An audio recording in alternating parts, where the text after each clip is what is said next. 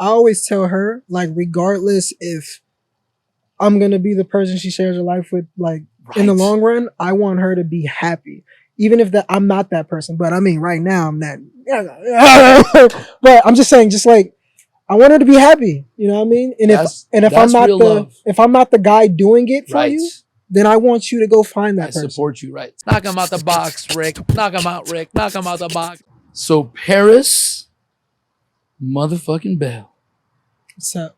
That was just a quick intro because I think like this is the time I want you to tell your story really, and I want to like hear it because I've known you. By the way, I was thinking about this since 2017. I think the first time I actually really like got to know you was that Vegas trip. Yes. I think that's when I met you. I knew of you. We did meet. Yeah, we did. And then I was like, no, I don't want to go. And then you was like, no, man, just come on. Right. Do you know this story? No. I don't think you knew the story. It was, so basically, I was in just a terrible part of my life. I was in a relationship that was like real bad. And I didn't want to go just because she was like, why are you going to Vegas? So came downstairs and then I met him and he was like, man, why don't you just go? Just live a little bit. And yeah. I was Wait, like, how'd y'all know? I was going with London. From my brother. Oh, my brother knew him first. Okay. Yeah. So y'all were just going just to go? Yeah. Okay. Where were you going for? I don't know. I don't know. but yeah, basically to go to Vegas. Like yeah. we were like, he'd never been to Vegas. And I'm like, well, I'm going to go just for one night and come back. Yeah. And we were meeting some people there and maybe there was like a opportunity or something, but it wasn't about that. Yeah. And then I picked him up and you came down to meet me and I'm like, why don't you just come, man? And you're like, oh, I don't have my ID, or you had excuses, or your girl wasn't letting you go. I think something like that. You were afraid that you would cause problems. Yeah. And I didn't want to cause no type of problems. And then he was like, man, just go. And then my brother was like, man, just come on. So I went up, packed a little bag. Was that your first trip to Vegas? Yeah. See, that's why I was like, you should go. Like, that's why London went. Because he's like, oh, I've never been to Vegas. I'm like, dude, you should just go. Like, it's just a car ride. Yeah. Why are you stopping yourself? So I packed a little bag and we was gone. And it was like, literally, that's what kind of opened my horizon to just like, okay, why am I still here in this relationship? Like, I'm not doing nothing. I'm here just chilling, But yeah, you actually started me on my like spiritual journey. Like, you changed my perspective on just a whole lot of stuff, just like life, women, and all that. And then, yeah. And dude, I learn from others, so it's not like I'm some sage man, right?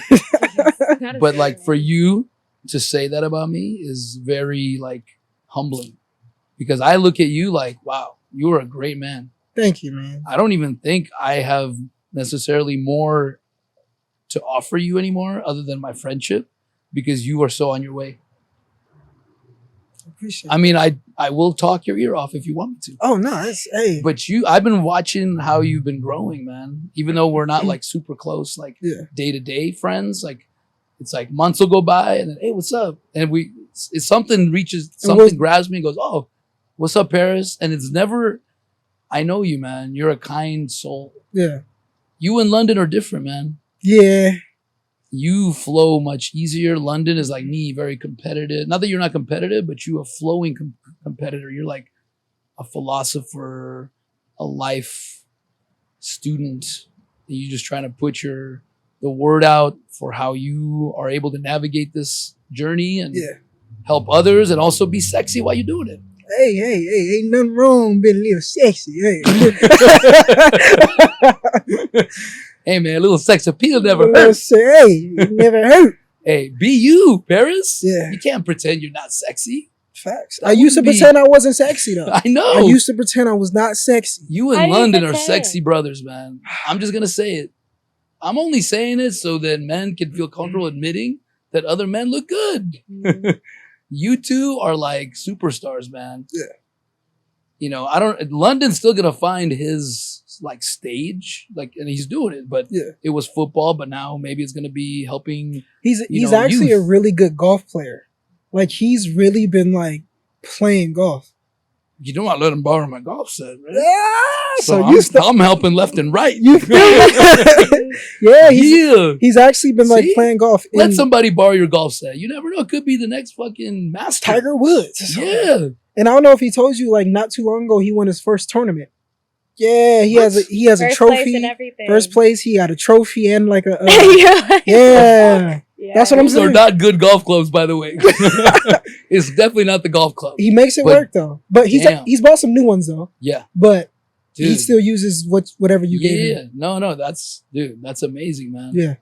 That's amazing. So, and then, like I said, man, I remember at the time, like that trip was also eye-opening for me. Yeah. Because you in London opened up, I was actually surprised how, and I was this way too. Like I thought very low of myself, man. Yeah. I remember 10 years ago. And even when I met you, I was not, it's been a steady climb of confidence. Yeah. I really couldn't do the podcast a year ago. I didn't really have it. I wanted to, but still kept making excuses. I remember you talking about it and stuff but we recorded stuff. Yeah. I was always falling short, but I was trying. Yeah. Like that's the key. Keep trying. And then, if you really like it, you'll at some point do it, even if you're not ready. I just feel everything happens in divine timing. It's kind of just like, again, you're talking about this, but it didn't happen until you were ready mentally. You know what I mean? When you're ready. Exactly. When you're ready, so, man. even with opportunities there. Even with the whole confidence thing, I just feel like even before, like I might have looked good, but it's just like I didn't feel I looked good because I wasn't there. I was still worried about just stuff beyond me or not good outside of me. Yeah. You're not smart enough. You're not good enough. I know because I felt that. Yeah. I'm really not as good as people even think. And when people say, wow, Rick, I'm like, if you only knew that I don't know, it's just all the shit going on in our heads, man. And it takes years to get out of that. If you have that. Not everybody, struggles with it as much as others, but it is a struggle, but you can get out of it. Can I say something? Yeah. So I feel like during quarantine, I was actually in this like self-development, like responsibility training from like one of my life mentors. And one of the things she said that like forever sticks by me, and I definitely like tell other people, is like the only reason we put limits on ourselves to begin with or like stop ourselves from anything is because we don't think we're worthy enough. And once you realize that, and then you like just really think why do you think that and stuff? Because I feel like what we do is a lot of times we make excuses, but if you really think about it, all those excuses go down to like you not feeling like you're worthy of it. That's the only reason you make excuses. All the excuses come from one root cause. Yeah, exactly. And that's literally the exact reason. So I don't know, once like she had like really drilled that into us, and like once I comprehended that and really understood that, then I just felt like really limitless and just for sure nothing. Right. Yeah. Okay, so since we all kind of talking, which is fine because I want it to be fluid, can you guys like Paris and Sherri introduce yourselves in like 30 seconds? So if people are listening, they can go, oh, okay, I know who that is. And then we're going to dive into your story because I want to hear, I want to let you tell it from the beginning, right? And here's how, think about who you are now, right? And how long have you been this person? That's another good question I like to ask. Yeah. I like that. Because people look at you and go, wow, you're so together. You know all this stuff. But when? It wasn't like 5 years ago, right? Me too. And also, what events and experiences led you to be the person that you are? The good and the bad, right? And like to inspire people really to get over their own excuses or hurdles or whatever. Because we all had reasons to go, I can't do it. Yeah. We just decided somehow and got lucky enough to find mentors to tell us, no, think of it this way. And they go, oh shit. And we got out of it. Yeah. So you guys go. Introduce yourselves. Give us the elevator introduction. Miss Lady. Hello. Yeah, take it. Hi, my name is Sherri Gonzalez. I'm originally from Houston, Texas, based out here in Los Angeles, California. I'm a professional dancer, choreographer, as well as a stylist. I teach, and I'm a college dance recruiter for the school called AMDA. So I travel around, give out college scholarships. Yeah. What? I love that. That's Thank lit. you for doing that, because introduction is I go in cold to these things a lot. So I don't really even probably know all the stuff Paris is into. I didn't know. I knew you're a professional dancer, but I didn't understand you had that whole breadth of like experience that you're working on, like recruiting dancers, and that's awesome. That's cool. Okay, we'll get into that. Paris. Well, don't hold back, baby. I go by the name of Paris B. And for everybody who's watching, you can follow me on Instagram at ParisBOfficial_. And yeah, I'm a singer, songwriter, entertainer, and also a spiritual warrior for about 1.5 years now. So yeah, I'm climbing into that. And yeah, I'm gonna keep it short and sweet. You know what I mean? And we can, yes, sir. Spiritual warrior. I like that. I like that too. Yes, That's sir. cool, man. So, and then how long have you guys known each other? Since last August. Okay. Tomorrow will be 1 year exactly that we've known each other. Tomorrow's a year. That we've known each not other. a date, just knowing each other. Just knowing each other. Okay, when you met, and then when did you guys start like dating? December. Dang, you're gonna be mad at me, but it was December 20. No. I'm done. Sorry done. for putting you on the spot. I'm not. She already knows I'm not Let's good get with it out of dates. the way now. It's I'm on the terrible, 18th. bro. On the 18th. That's my brother's birthday. It's my So mom's if you ever birthday. forget, Your brother's call birthday. me. Just call me. Go, hey, when's your brother's birthday again? I only have one brother, so you can't forget. Got you. And then I'll be like December 18th. Oh yeah, Sherry, December 18th coming up, right? Yeah. I remembered. I actually say less. Yeah. So summer 18th, I asked her to be my girlfriend. It was actually in Texas. We went to spend Christmas out there. I remember you were going. Yeah, remember that? Yeah. And I met her mother for the first time. It was good. Good people. Her mother beautiful. Like I'm just like, yo. And a beautiful That's where family. she gets it from. Wow. That's amazing, man. Yeah. So you gained a girlfriend or a good friend and maybe like some family. Yeah. I mean, Always good to have support. From what I know, they like me. I don't know what they say on the back We'll end. find out. Find out. They like you. They like you. But yeah, so yeah, that happened. And then yeah, ever since then, we've been trooping it along, you know? Getting to know each other as individuals Right. as well as together. And just, yeah. The makings of a power couple. Mhm. You know what I'm saying? It takes two. It takes two. Often that second person, whether it's your personal life or like professional, is the one that puts you over that hump. Yeah. By the way, sometimes it's the same person. Are you guys working together, like collaborating? She actually, like, for my music videos, Yeah. she styles me.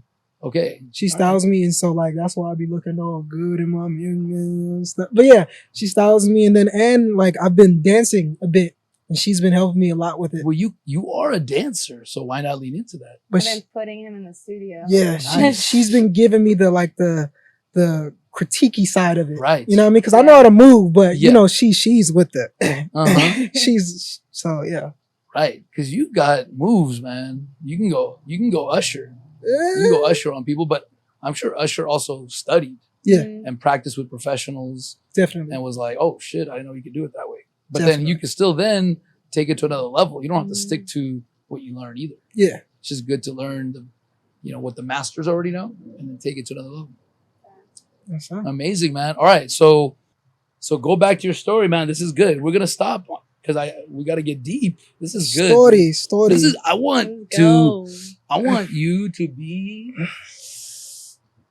as close to 100% Paris. I'm not trying to, I don't want you to be anything, but what is the closest to, you never get to 100%. Maybe you're going to get to 98.7. Yeah, That's a good, that's it's a radio station.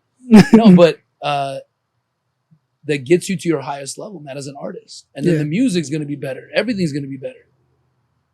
And that's like a never ending grind. It's not like Facts. you're ever going to arrive at a certain place. You just, so I think that's you, man. Totally saying it like it is, even Yeah. if it's not popular. It definitely has gotten backlash though, because I mean I remember when I first start like talking about stuff that I know or seen. I had this one dude. He DM'd me and said, "I think you should just stick to singing and stay out of politics." Right. I was just like, "Well, fuck you." Okay, but story. Where do I start from? People always say that shit, but wait a second. Let's stop there for a second. Because they keep saying that to LeBron, What the fuck? Just because I play basketball or I sing, it's horrible. I don't have a brain. Oh, are you above me? Am I not a citizen of this fucking country? What the fuck, bro? You have a right to assemble in a public place and speak your goddamn mind. It's what the Greeks fucking did. Yeah. What do you mean? Oh, they always do that. I'm just calling it out. When you hear it, just remember, don't get mad. Just remember it's bullshit. It's them using that card to shut you up. Yeah. Because they don't like your opinion. And that's Literally. fine. What do you mean? So that's stupid, man.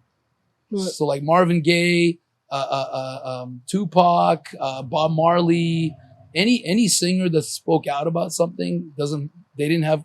Some of them were fucking geniuses, man. That's why they sing. They're poets. Yeah. They might be better politicians or social geniuses than politicians themselves. Facts. Anyway, man, that's bullshit. So forget that. Yeah, That's like noise. The more popular you get, the more haters you're gonna get. Yeah. That's based on the math equation, man. You got 200 million followers, you got 200 million haters. Yeah. They go, oh, he's stupid. LeBron shouldn't get involved in politics. But yet there's 240 million that like him on IG, but probably just as many that talk shit about him, that don't follow him. So should he stop being LeBron? That's why he doesn't change. Yeah. He hears it. He still says it. So because he's like, whatever. People going to say shit. Yeah. Facts. They're going to try to cut you down. And it's up to you. That's why they get to the highest level, because they don't let it cut them down. Whereas me in the past, somebody would say one fucking thing and I'd go, fuck you. And then I'd stop. And I'd go, oh man, I'm dumb. Why am I talking about those things? Yeah. I would do it to myself. I know what you're talking about. But Same.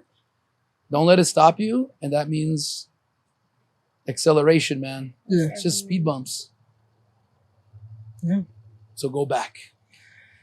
Where do I start? I mean, yeah, I grew up out here. I was into football at first, football and basketball. I thought I was going to be a football star. I really thought I was going to be a football, basketball star. Whichever one, I would have been happy with either one.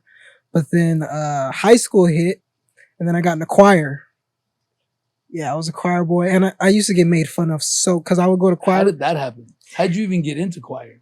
I mean, I liked singing. Usher got me into wanting to be a singer. See, go back to that. I want to see how did this stuff happen? So, I just was in the choir. What do you mean you woke up? Oh shit, I'm in the goddamn choir room. What? Okay, so okay, I guess I'll sing. So growing up, walk in there at some point. So growing up, my mom used to literally every morning she would always play 90s music, Usher, all etc. You name it. So Michael Jackson, all that. So yeah, who were all the influences? Just Usher, Justin Timberlake, Michael Jackson. Okay, all right. Omarion. So Omarion. Okay. So there's a pattern here. Yeah. Okay. So I used to wake up, she used to be playing it, and little, I'm just, I'm grooving. And she actually told me that before I even start walking, I used to boogie in my car seat. I just used to nod my head and do something like this. So she already knew I was going to be in some type of music. So as growing up, my first ever song I ever sung was My Way by Usher. That she likes it my way, my way, my way. And then boom. So I was like, oh. How old were you? I don't even know, but I was young. All but right. she was like, oh, you can sing. And I was like, right. Okay. But I was always shy. I didn't like singing in front of people. So I always do it in my secrecy. But in your room. Yeah, in my room. But then I got to middle school, and then girls heard me sing, and then that's why I guess I started getting popular or whatever. They was like, oh, you can sing, and your name's Paris. But used to get made fun of. They used to call me Paris Hilton and all that. Right. Of course. I hated my name. I hated my name growing up. But you held on. Yeah. I didn't like my name growing up. They used to make fun of me. So that's a good lesson. That's something you think you don't like. It's not, you don't like it because you don't like it. You don't like it because other people didn't. Yeah. People love to tear shit down. Yeah. Literally. Really, they wanted a name like that. They're like, my fucking name's John. Fuck you, Paris. I mean, but the girls liked Paris Hilton. Some of the majority of the girls liked it. It was just the dudes was like, oh, you have a girl name. But this is for all the kids out there being picked on. They're just jealous, man. Mm-hmm. It's 99. When I was a kid, my mom taught me this, and I didn't understand it the way I later understood it, but people made fun of me for my big lip. I had big ass. I was skinny and I had no beard, just lips. So I was like, hey, what's up? And they big lips. And I come home crying. My mom's like, in 5th grade, she's like, They are jealous of you. I'm like, no, they're not. Stupid big lips. They're jealous of you. I'm like, no, they're not. Okay, you go back to school tomorrow, and when they call you that, you say, you're just jealous. And you see what happens. You just keep saying it. And sure enough, man, they didn't like that. They're like, shut up, I'm not. Anyway, it worked. Yeah. So when my kids did their first talent show, they got picked on. That's exactly where I was about Cody to go. got picked on in 2nd grade. And I'm like, dude, I told him the story. And he was like, no, man, these guys were like, and I'm like, dude, did girls talk to you after? Yeah. Did the girls like it? Oh, yeah. I'm like, so what do you think? The guys are like jealous. Like, they're going to come up and try to knock you down a peg. And they're like, he's like, shit. Like, and I'm like, you go tomorrow and you tell them you're just jealous. You just keep saying it. It worked. They said, no, I'm not, blah, blah, blah. And they ran away. Yeah. The next year, 2 of those kids asked to be in the talent show with him. See? They're like, hey, you doing the talent show this year? Like, maybe I'll just do it with you. I don't know. Because the girls liked it and it opened him up. And he did the talent show every year after that. Yeah. So that's to all the kids out there. When people are making fun of you, make sure it's not actually the thing that is good. Like, the big lips work. You know what I'm saying? I ain't mad at the big lips now. I ain't mad at him. You know what I'm saying? More cushion for the... What's that? I don't know where that was going. Edit that out. No. Edit it. Nah, that needs to be there. Right. Everything stays, man. Yeah. Unless you want it out. Got you. But yeah, good shit, man. So keep going. Yeah. So I did my first talent show. Yeah. I think it was 8th grade. 8th grade. This is before you got into choir? Yeah, this before I got in choir. Okay. So I did. How did you end up doing the talent show? Your mom encouraged you, or how did you? It was just did it? So she was like the drill team teacher. I forgot her name. I wish I remember her name. She was a sweet lady. She was so nice to me. Cause she always like believed in me. It was like, no, you can sing. You should sing. She was like, you should sing for the talent show. Right. And I was kind of just like, man, I don't know if I should sing for a talent show. You were scared. I was scared as hell. Yeah. I was scared. You wanted to do it though. I wanted to, but I was scared. Yeah. So I know the feeling, man. So I think I still have the video somewhere on YouTube. I got to show you after. Oh my God. But I sung With You by Chris Brown. So went to the talent show. It was like a full house. The whole auditorium was full. Because, like back then, like the whole school goes to the talent show. Right. So got out there. My mom actually came. I got out there. I remember exactly what I did. Walked out, had the mic in my back pocket. I moonwalked to the front of the stage, turned around. Proper moonwalk. And then the teacher had told me, if you get scared, look at one thing in the crowd or on the walls. So it was a big clock in the back of the room. And literally I stood there and did, you like Jordans on Saturday, you gotta have you. And just stood there, the whole thing. And everybody's like, going crazy. Got off stage. It was like literally, I was like, okay, I think I want to do this. But I was still heavy into football though. So going into high school, fast forward into high school, I got in choir. But then went to choir, then I would go to football practice. Kids would be like, oh, you're softy. Why do you sing and go to football practice? You can't play football. I was made fun of literally all through high school for it. And yeah, then after high school, I was like, you know what? I'm tired of getting hit. I don't like getting hit like that. So took music seriously. I got on my first little high school tour. And then from there, it was kind of just like golden, but still. What was the high school tour? It was like this girl named Shay, which I actually work with now. She hit me up over Instagram, was like, yo, I'm doing a tour. I've really been following you for a minute. I think you'll be a good addition to our tour. So I'm like, and I'm in Arizona at the time. Yeah. And I'm like, oh, for sure. So come back in about like 3 weeks, first school, go there, kill it. And I'm like, yo, I like this. Like the energy, it was like my real actual first performance. Like, right. So kids is going crazy. And then we keep doing it school after school. We go to San Diego. We go to Anaheim. We just literally all around. So after that, I kind of was just like, I want to do this. But then I got in a relationship, which really deterred me for like a year and a half. Like I didn't. What happened? Share. Yeah, I can share. So basically, without hurting the innocents. Well, I'm not gonna say Go ahead. I ain't gonna say no names, but yeah. Prior to that relationship, you a teacher. Yeah. Teach us. So prior mistakes. So prior to that relationship, I was with a girl from Arizona. Yeah. She moved from Arizona to LA. We lived together. So I was cool. with her doing the tour and everything. Tour is over. Shit happened. We broke up. And then I got with this other girl.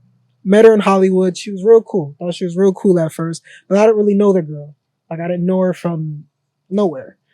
But got together. And then literally like 2-3 weeks in it, it was just weird. She was like a little controlling. Just didn't really want me to do me. You know what I mean? So I just stopped doing music altogether. Like, I wouldn't want to go to shows, and she's like, oh, well, there's going to be girls there. You're going to do this and do this and do this. And I'm just like, all right. And then I would talk about music or anything. She's like, oh, you're going to leave me if you get too big and da-da-da-da-da. But then, like, I'm young then. I got a girl I really like, really love, or whatever the case may be. So I get it, man. I stopped doing music for 1.5 years, and it was literally the most, I would say, the most depressing time of my life. Like, I didn't know who Paris was. I was so focused on trying to make this person happy when I didn't know who I was.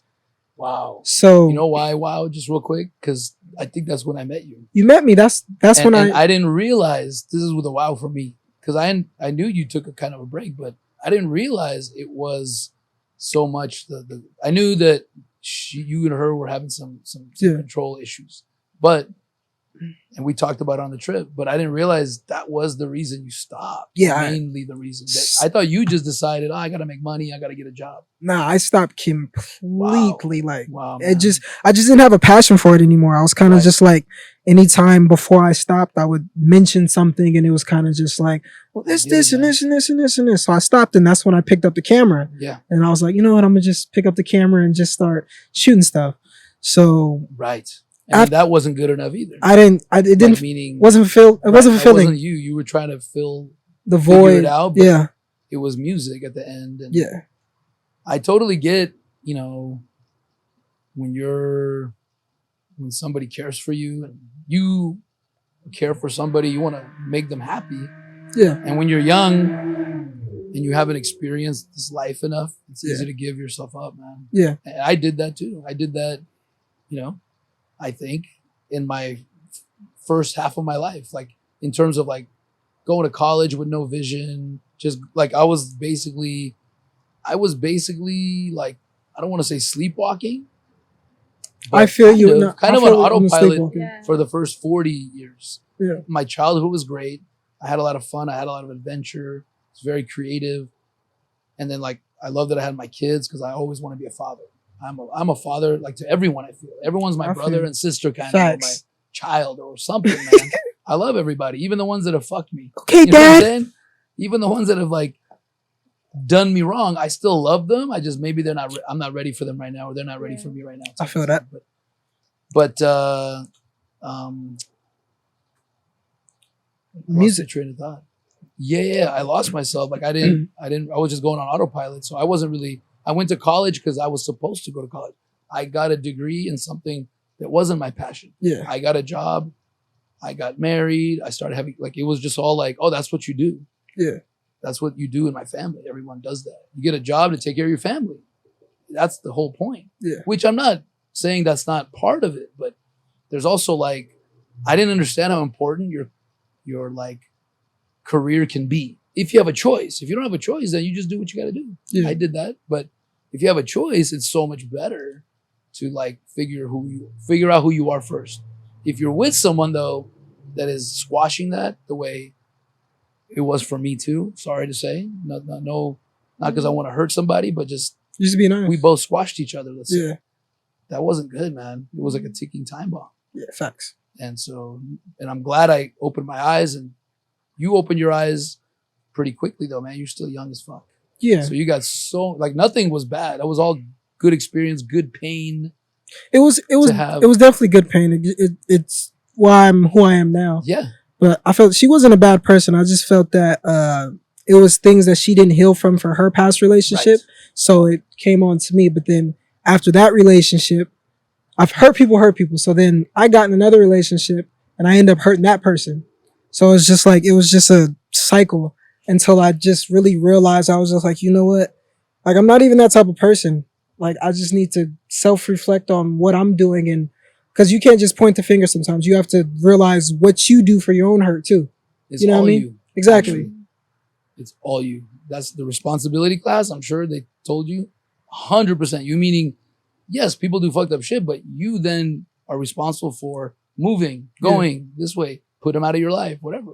Don't be there. Don't be in that Factual. situation. So Or work your way out of it. Like, it's not that it's your fault. It's your responsibility to facts. change it, to fix Yeah. it. And by the way, I want to say what you said. Hurt people hurt people. Facts. And I want to say that there are no bad people because hurt people hurt people. Yeah. They're not bad. They're Not just hurt. bad. Yeah, exactly. So that's why I don't hate anyone that might have hurt me. I just maybe don't want them in my life because they're hitting me with a fucking baseball bat. Yeah, and I'm I need taking to it. like say, hey, step, can you go over there, please? Yeah. Or let me just go over here then. I don't need to take that. But what Help helped for that shit. what helped me is just really forgiving myself and the other people who's like messed me up, or it's just like you have to forget, because if you don't, like, everything is energy. So whatever energy you hold, it's gonna carry regardless. Forgive, but take responsibility. Factual. Right? So like go, hey, I forgive you. Bye-bye. I'll see you later. Yeah. For example, like I'm just saying for me, I will qualify by saying if I am put in a situation where I got to do what I got to do to feed my family, then I'll go against my fulfilling like level of living. But I will never be around anyone that talks down to me. And I don't mind if they do it at the moment. I'll be like, hey, can you like relax a little bit? Yeah. And I won't take it bad. I'll just walk away going, all right. Or I'll tell them like, if this is how it's going to be, then let's not do this. Yeah. You can go have somebody else in your life that is Factual. okay with that. I'm not telling you how to talk, but it's not going to be with me. Yeah. That goes, I'm just saying that's so important. It's not that I'm like, I don't have a chip on my shoulder. It's more of like, I can absorb it. I can take it. I'm so flexible. I can have a bad client and go, and be very nice to them and loving, but then I just won't take them as a client ever again. See, I love you, but me, I just feel like me now, I feel like it's only so much a person can take. It's like, I can absorb it, I'll absorb it, but then it comes a time where I'm just like, now I gotta be mean. You feel me? It's like, you gotta move away, man. That's the key. Yeah. But again, you have to take responsibility for what you do to yourself as well. You know what I mean? Because I can't look at her and be like, it was all your fault why I felt like this. Like, I chose to stay. I chose to be there. You know what I mean? So it's just like, no matter, even I was young, I knew in my head, this doesn't feel right. Should have left, but. Bro, 11 years. So you don't have to explain to me. I'm not judging you. Yeah. I didn't know. I was like, oh, I got to stay. Yeah. We're together. We have, then we got kids. So it's harder to. Then I'm like, oh, we're done. Yeah. I didn't think we were ever going to separate. So again, I was just in a false state of belief of what this was going to be. Yeah. Oh, we'll just work it out. This is just what couples do. But Facts. Then when you realize like this is miserable for us, then you go like, are we just going to keep writing it out? We're still pretty young. Like, are we just going to like be miserable for the rest of our lives where we don't even want to be around each other ever? Because that's what I can't get along for 5 goddamn minutes. Because that's what I believe at first, the working it out. But then I'm like, I mean, I just feel like we're working things out to get better towards something, not keep getting worse. Dude. You know what I mean? So it's like. And if you're with someone that evolves with you, it can be. I've been with Tanya for 11 years coincidentally, as of like a couple months from now. Yeah. So we grow together. We still have our like, hey. Of course. We've even had talks recently like, I feel like you're really like getting annoyed with me. Like, what's up? Like, is everything okay? Because you know what? Let me tell you this. Let me tell you this. And I'm sorry if anyone hears this that takes offense, but we both know this is not forever. Meaning it might be, but we don't have like, oh, you get married forever. That's like saying, let's go into business forever. It might be, wow, we have this restaurant for 50 years. Isn't that amazing, Tom? But if you're miserable, Tom, get the fuck out and I'll get the fuck out. Let's shake hands and hug and say, hey, wish you the best. The problem with relationships is this unrealistic, not even like based on who we are as like creatures, right? Expectation that you're going to be together forever. Even though every book, every movie, every song is about breaking up, cheating and lying. Because just accept that your time together is fucking sacred. Every moment, every day, every month, every year, every interview, that's sacred. I never expect oh, she's just gonna stick around. I better be good to her. It also keeps me good, keeps her appreciating each other. That's what happens in marriage when you go, it's forever. You go, whatever, we'll just fucking figure it out. No, she might walk out anytime. If I make her miserable, if I treat her like shit, I would say, I'm sorry we couldn't work it out. Let me help you move out. But we always grow and evolve together. That's why if you see me and Tanya together, we good. I know. If we're not good, we ain't together. I swear to God, that's beautiful. But other couples, you don't know. Because it's like, till death do you part? What? That's some fucking like medieval kind of, that's why people go, I don't know if I want to get married. Because who signs a lifetime lease on a car or a let's go into business forever? Hey, Paris, you know what? We should open up a coffee shop, bro. Forever. Want in? You want in? Sign that shit. Till death do us part, Paris. Damn. Right? You'd be like, whoa. Like, the coffee shop sounds great. Like, I think it would actually work, but why forever, Rick? Why you gotta like lock me down forever on this coffee shop business idea? Can we just do it and see where it goes? No. You gotta fucking promise that no matter how much of an asshole I am or how fucked up I am to you, you stand, right? That's not right, man. I'm just saying we need to change the fucking game. Yeah. Be together every day because you want to be. Don't lock it up. Don't let a document dictate it. And then you'll be happier because you'll be trying because you know if I'm not trying, they're probably going to leave. And rightfully so. See, I just feel like life. I just feel like with both of us, even like with our passes and stuff like that, it's like, I mean, we've all been in unhappy situations we don't want to be in. And I just feel like what's been making us just stick together is like, trust me, we go through our stuff, like ups and downs and stuff like that. But I just feel like we never stop trying to show each other that we care and we matter. You know what I mean? And we're not mean to each other. Like, despite what we go through, we're straight, we're fine, we're good. Everything is dandy. But it's like, we're couples, we're going to fight, we're going to have disagreements. It's like, it's inevitable. But I feel like with her, she tries. And I feel like she makes me happy. So it's what you do with those disagreements. What is it? Is it miscommunication? Is it a challenge that maybe I didn't like? And then I'll be like, all right, like, let's talk about it. Like, why did you say?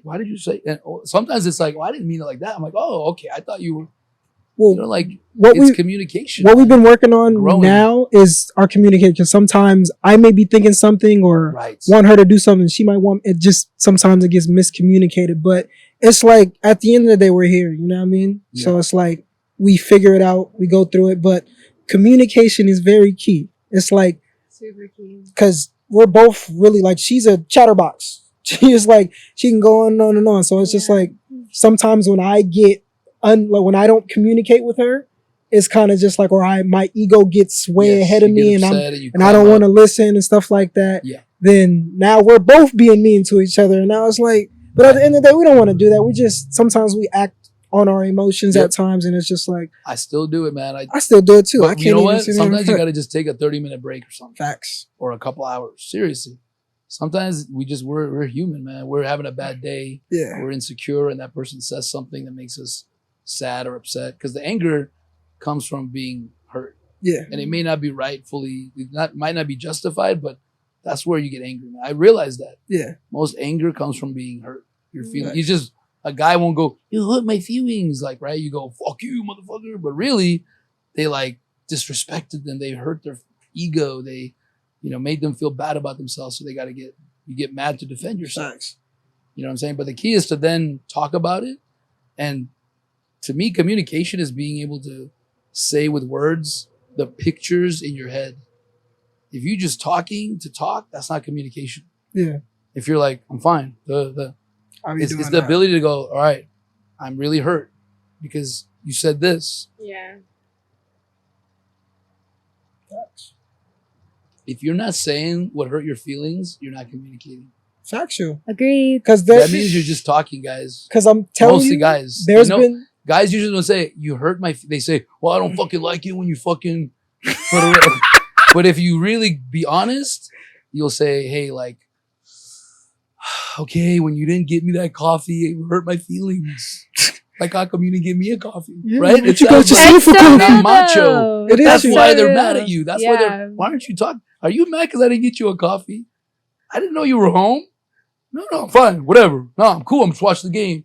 But No. really, what's true? And if he's a good communicator, he'll calm down and say, all right, this is going to sound really, really lame. I'm just letting you know. I guess it hurt my feelings that you didn't get me a fucking iced coffee.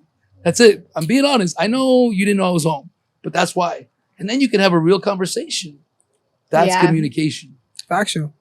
I feel like Because people always say communication is very important, but then they don't really they don't be say- communicating. They don't say the truth They of don't be what's in their mind. communicating, They man. just because you might not say the truth to other people outside your life, you can't tell the person Yeah. you're sharing your life with or like partnering with what's really the picture in your head, what really flashed through your head, then you're not really being real and they can't know you. They can't be intimate with you. Like you think, how come you don't want to be intimate with me? Because I don't fucking know what is going on in your head. Exactly. That's the It's biggest not thing. sexy. But then you The like good looks wears off after a couple times, and then it's like if you're just gonna be like this, it's not enough, man. see it starts with lying with yourself too. Right. It's like, cause I feel like I've been working on it as of Mhm. lately, but I used to just like, if something's wrong with me, I'll be like, no, I'm fine. I'm cool. Right. I'm good. You know what I mean? I do But that, man. I find out that actually saying what's wrong, even if it's annoying, I feel like now I'm like, if something's bothering me, I'm gonna say it, whether it's little or small. And like you said, it's like you're still getting to know the person. So it's just like you don't know the person if you don't know Man. what's going on in their head. Man, those hard Literally, conversations man. too really bring you together. Facts. You can't be It's scared of weird how that. that is, man. Even if it's like, man, they're gonna hate me after this. No, just say it in a real way. If you say it with attitude or with a front, It's the way you Yeah. say it if you go, too. look, I know I'm afraid you're gonna get upset when I tell you. No, I'm not gonna get upset. No, but you will. If you honestly come with that, because that's what you're afraid of instead of a front, because you think they're gonna get upset, they're gonna take you totally different.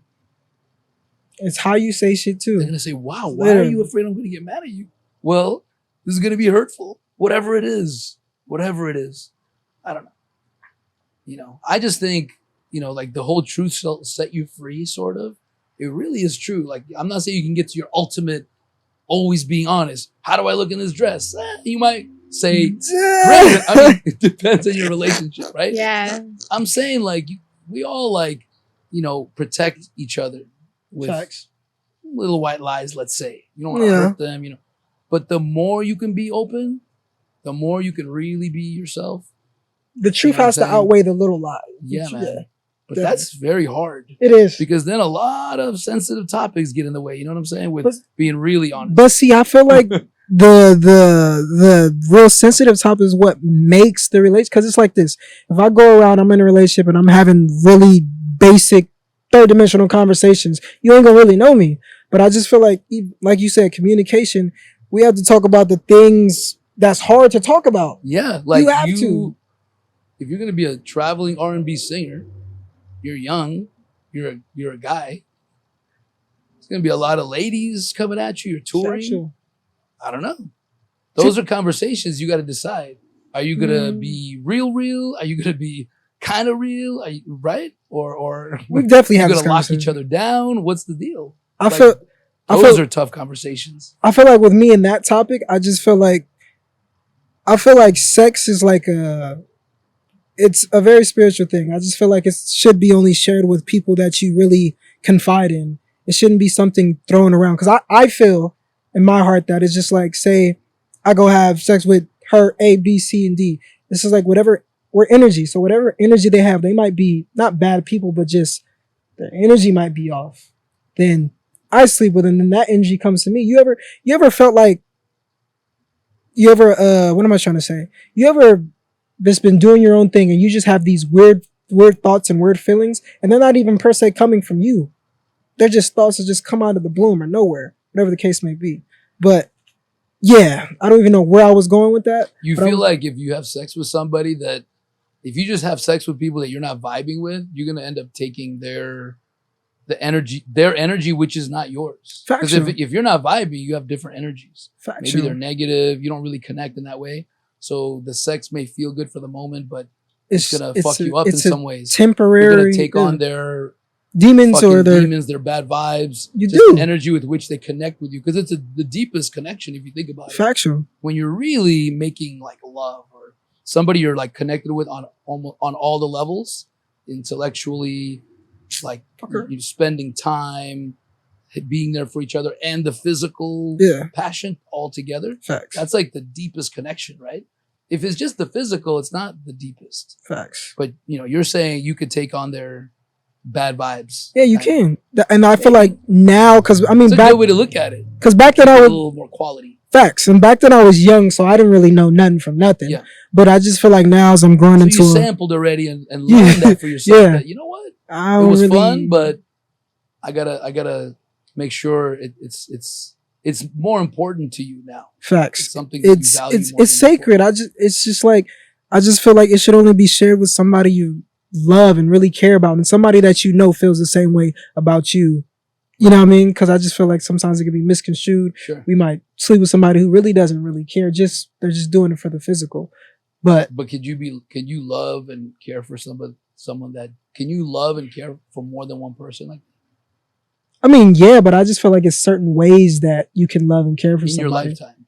Yeah. Yeah, it could be. Yeah. I believe that. I think you could have love for probably, I don't know if it's unlimited, but there's probably some great number. Because after a while, you just can't keep track of people. Meaning friends, children, the people in your life. That's all forms of love. Yeah. Some love goes to some other level where it adds physical to it. Yeah. Like your spouse or whoever, your girlfriend or whatever that is. But I think the truth is there isn't one, and you shouldn't be codependent on anybody. Facts. I think that's for women and men. In my opinion, I don't want to be codependent anymore. I was in my first marriage, and I don't want my wife being codependent on me. Like, I want her to be happy. That means you be yourself. Like, do the type of career you want. And if it meshes, you go together. Exactly. And if you could do it together, dude, that's powerful. It's fire. If you guys can work together and commute, not obviously like butt heads, because it has to be the right relationship, business relationship too. Like, I don't work with my wife on that level, but we work together in the personal side really well, right? Yeah. But that's like really good if you can, because you need that collaboration with someone to get you to the next level. Usually you can't do it by yourself. Like Steve Jobs needed Wozniak. Like, you always need that, Jordan needed Pippen, Kobe needed Shaq. You know what I'm saying? Yeah. Like, you kind of need that number two person. And a lot of times it is your significant other. In business, I've seen like a world-class chefs where the wife, either the wife is a chef or the husband's a chef, and the spouse is like their organizer. Because the chef is just a creative genius that can't organize anything. Oh my gosh. Right? I feel like I'm like that. I can't. I'm a little bit. I be getting on to him all the time. I'm like my mind moves at it just moves too fast. Sometimes I just can't be. My thing is always like, okay, how are you gonna make that happen? Like, I'm the one that organizes his thoughts. I'm like, how are you gonna make that happen? See? Okay, if you want to do that, then you need to get this in order and blah blah blah blah. And then I think too, because I've Cheers. Hey. The makings of a power couple, Sherri. I don't know if I can reach. We can reach. We can do whatever we want. Right? The makings of a power couple. I'm telling you, Paris. I blame myself for 40 years that I can't, like, I'm all over the place a little bit. I could do it if I want to. I can organize myself, but it takes a lot of energy. Yeah. I did it in corporate. And it's not where I'm best. I'm 100 ideas a minute, man, too. We are high frequency, high quantity idea generators. Seriously, not everyone. We just generate. It doesn't mean we're smarter than others. Some people generate less ideas, but higher quality ideas. We're just like a lot of ideas. Some are good, some aren't good. And someone like that, like my wife, is the same way. She's the organized one. She is the tracks for my fucking locomotive, my fucking out of control. Good luck stopping that motherfucker. Just fucking put the tracks at least in front of him.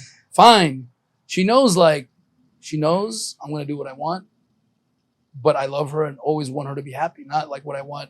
Meaning, if I want to do something in my career, I'm going to do it. So she's like, okay, how do I help your crazy idea? You know what I mean? Now that we've been together for so long, she knows like it's just going to happen, because if not, I'm not going to be happy. It's not because I'm like forcing anything. I never tell her. I always want to support anything she wants to do for her career or personal life. You know what I'm saying? It's a two-way street. Yeah. But that's the yin and yang that you kind of need. Yeah. And you got to embrace each other and embrace yourselves. Like, you are the more organized producer one, and you're more like, you know, front man and idea guy, but not the tracks. Yeah, she be organizing I'll be sitting there because she's so just like tedious with her stuff. She knows where that goes, and me, I'm just kind of just, let's go. Right. You know what I mean? So she has been helping me as like just organizing my life, because I mean, I just feel like I have my life together to a certain extent, but she brings she just folds the envelope and locks seals it. You know what I mean? There's like great starters and great finishers. Do you know what I mean? Like, even in baseball, you got like starting pitchers and finish. You can't have one without the other, man. You need to have closers. She's my closer. Or like people that design a home, and then the ones that come in and actually get it done. They're not the same people. Usually they're two different people, because one is really good at the designing and another one's like good at executing, but also requires a lot of creativity, because whatever that designer wants isn't always humanly possible. So you got to be like, oh, fuck. First of all, how do we get there? This is not a fucking 2-day. We're not going to get 10,000 people in 1 week, Barris, right? You just go like, okay, how do we actually do it in this virtual reality game? Yeah. Based on the parameters of this game, it's going to take us this much. We need this much money, blah, blah, blah. And maybe we don't do this, maybe we do that. That's creativity and innovation. Also, different kind of innovation. See, what was good about her, she's like literally like, aside from like our relationship, she's literally her own person. Like, she literally has what she's doing, and then we come together, but like she's just on her own stuff. And like, I support her whatever she does. Like, she's gonna make it. Sometimes she be getting on her, I don't know, but literally like she's amazing. Like, I mean, amazing. I feel like sometimes she doesn't realize how amazing she is, and she adds like, I feel like anybody she meets, she adds a little some of that. Yeah, special sauce. Some of that special sauce to them. You know what I mean? That should be our new thing. Right. Well, Sprinkle that on the album. Nah, but even in the studio, she'll be like, that doesn't sound good. But she's also sprinkling it on your album. Exactly. She'd be like, your style has a little sprinkle. You know, your whatever aesthetics, your lifestyle, all of it, man. I just feel like we bounce off each other. Yeah. Like, it's a great, what is it? What is that thing called? Thing that comes back to you? Those boomerang, or not boomerang. What is it? But basically, we just bounce off each other, and it just meshes very well. Right. You know what I mean? So it's a beautiful circle. Checks. You know, they have vicious cycles. That's where you treat each other poorly, and then the other person treats you poorly, and it's just a vicious cycle. And then there's like a beautiful circle of like admiration, love, and support. Seriously, I'm really like discerning about couples. I can see couples right away and go like, it's not gonna work. It's not gonna work. Sometimes tell them if they want to know. And I'm telling you guys, I love the way you talk about each other. That's very important. That's the first sign. If they're like this, it's like, okay, they're already fucking. I mean, he's alright, but I mean, you have to admire. Don't be with someone you don't admire. If you don't admire your mates, you should be honest with them and say, look, motherfucker, you just ain't doing it for me, man. Go get someone you admire, whoever that is. Facts. Everyone has their own taste. Don't be with someone just because you're supposed to be with them or you're afraid to be alone. It's going to blow up in your face someday. Yeah. Especially in today's day and age. Facts. Divorce is on the rise. It's going to catch up with you. See, I always tell her, like, regardless if I'm going to be the person she shares her life with, like, in the long run, I want her to be happy. Even if I'm not that person. But I mean, right now, I'm that. But I'm just saying, just like, I want her to be happy. You know what I mean? And if I'm not the guy doing it for you, then I want you to go find that person. I support you, right? Same with my wife, man. I swear, I'm not saying it to agree with you. And people say, well, then you don't really love them. Like, nah, it's not even. You don't love them because you don't want to hold onto them like they're your freaking property. If they're telling you, hey, like, I know you love me, but it's not working for me, Yeah. or I need something else, it's not that I'm not gonna be hurt that I lose hurt, them, but I'll be like, man, I want you to be happy first. Facts. Yeah. It's got to be both ways because it is a two-way street. Facts. If they're unhappy, probably maybe I'm not really happy either, but maybe I don't see it yet or whatever. The point is, it's an not an unconditional love. You're not gonna be with someone that doesn't treat you a certain way, right? Facts. But in a way, it is like I always tell her, like if it ever doesn't work out, I don't want you to think I'm gonna be like, oh fuck you then. Yeah. I'll be like, thank you for everything already. Even if you pull the fucking ripcord right now, all the support, and we were always so supportive of each other. That's why I don't have like, maybe if you're with someone and you're just like the whole fucking time, it's hard to, separate in a nice way. But I think it's because you expect to be together forever, and when somebody pulls the cord, you get mad at them. Yeah. You're hurt because they fucked it up.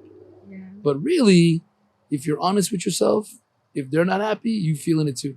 Yeah. You know what I mean? True. So going back real quick to your story, how'd you get out of that situation where you went back to music? And then let's go right into Sherri, because I think it's already a perfect segue. Yeah. So maybe segue right into how you got back into music, how you got out of that thing, your relationship, and then how you met Sherri. And Pass the Sherri. baton. Off we go. Well, and then Sherri's gonna do the last leg, man. Where Probably was better time. where was it? Because we just went off on tangents, but Damn. where was I? Yeah. So high school. You were in a year and a half. I was in a year and a half relationship. I took a big break from music. I got out that relationship. And then, yeah, in a way, I just kind of found myself back to it because I was going to school at first. Like, I was going to Pierce College. But then I was like, I don't know. Not saying kids don't go to school. If school is for you, go to school. But school just wasn't for me, like, at all. It just wasn't for me. So. School's an option. Yeah, school's an option. It's not bad. Podcast. Exactly. You don't have to. I'm saying it's not the only option. Yeah. It's one out of like 100 options. Go ahead. So I just found my way back to music. I met this dude. His name is Sean Carson. Yeah. I met him and he just kind of like took me under his wing and just start doing music with me. So I started getting in the groove of music. How did you meet Sean? Well, on Instagram, actually. I think we met on Instagram. Did you reach out to him? Did he reach out? I think he reached out to me. And he was like, yo, I think you're really dope. We should work. But you were posting? Or how did he know about you? I was just he knew I did music because at that moment I was doing like covers on Instagram with just me singing the songs and stuff like that. So he was like, yo, like we should link up or whatever. And then you were being active though. I want to point that out. You still got to go get it. Yeah. You went and got it, dude. You still were posting and singing. Yeah. Okay. So he reached out and then. He reached out and then went over to the house and we just started doing music. And like, he's like my big brother. Like we built a relationship together. And then he was just like, literally like the big brother I never had. So after that, I was just cruising. And then I found myself in another relationship, which I actually ended up hurting that girl because I was still hurt from my past relationship and I didn't heal from anything. I just kind of just went in, just cool. It was cool for a minute, but I don't know. I just felt like, again, I didn't know who I really was yet. I was kind of just like moving as I go, but still doing music though. Music was flowing. Music was good. And then I ended up hurting the girl. And then that kind of made me realize like, what the fuck am I doing? Like, I'm not even that type of person, but I just felt like my circumstances at the time and the people I was around I adapted to my environment. And that's who I became. So yeah. And then I was cooling, was in a little situation after that relationship. And then what kind of situation? It was just a little situation. Do share, Paris. It was. I'm not gonna push you, but share whatever you can, man. It was a situation. If it's inspirational to somebody that might be in a situation themselves. It was a situation, but it was just like we clashed a lot, and I feel like maybe it was because of me. Maybe we're doing a lot of clashing, but we just clashed a lot. Defensive, you think? I don't know. I just didn't open up. I just didn't want to open up. I was very secretive about a lot of stuff. Because one, I didn't trust anybody. And two, I didn't want just anybody in my business. How come you didn't trust anybody? Just still holding on to the past stuff. Is it because they didn't like support you in your music? They kept telling you can't do it, that type of thing. I mean, definitely like Like from if you told someone, "Hey, I'm gonna do this," they'd say you can, and you're afraid that then you're gonna quit. Kind of. nah, it was kind of just like I was still holding on to the past, and plus, I just felt like at that moment I had to be by myself, but I didn't want to be by myself, if that makes sense. Like I was trying to fill a void which I only could fill myself Right. by being with myself. Yeah. You So- needed to find yourself, but you couldn't. I It was just hard for you couldn't- to be alone. Yeah, I was everywhere. I wanted to do everything, but then quarantine actually, like, I remember quarantine because if I was going through something, I would go out or be around people.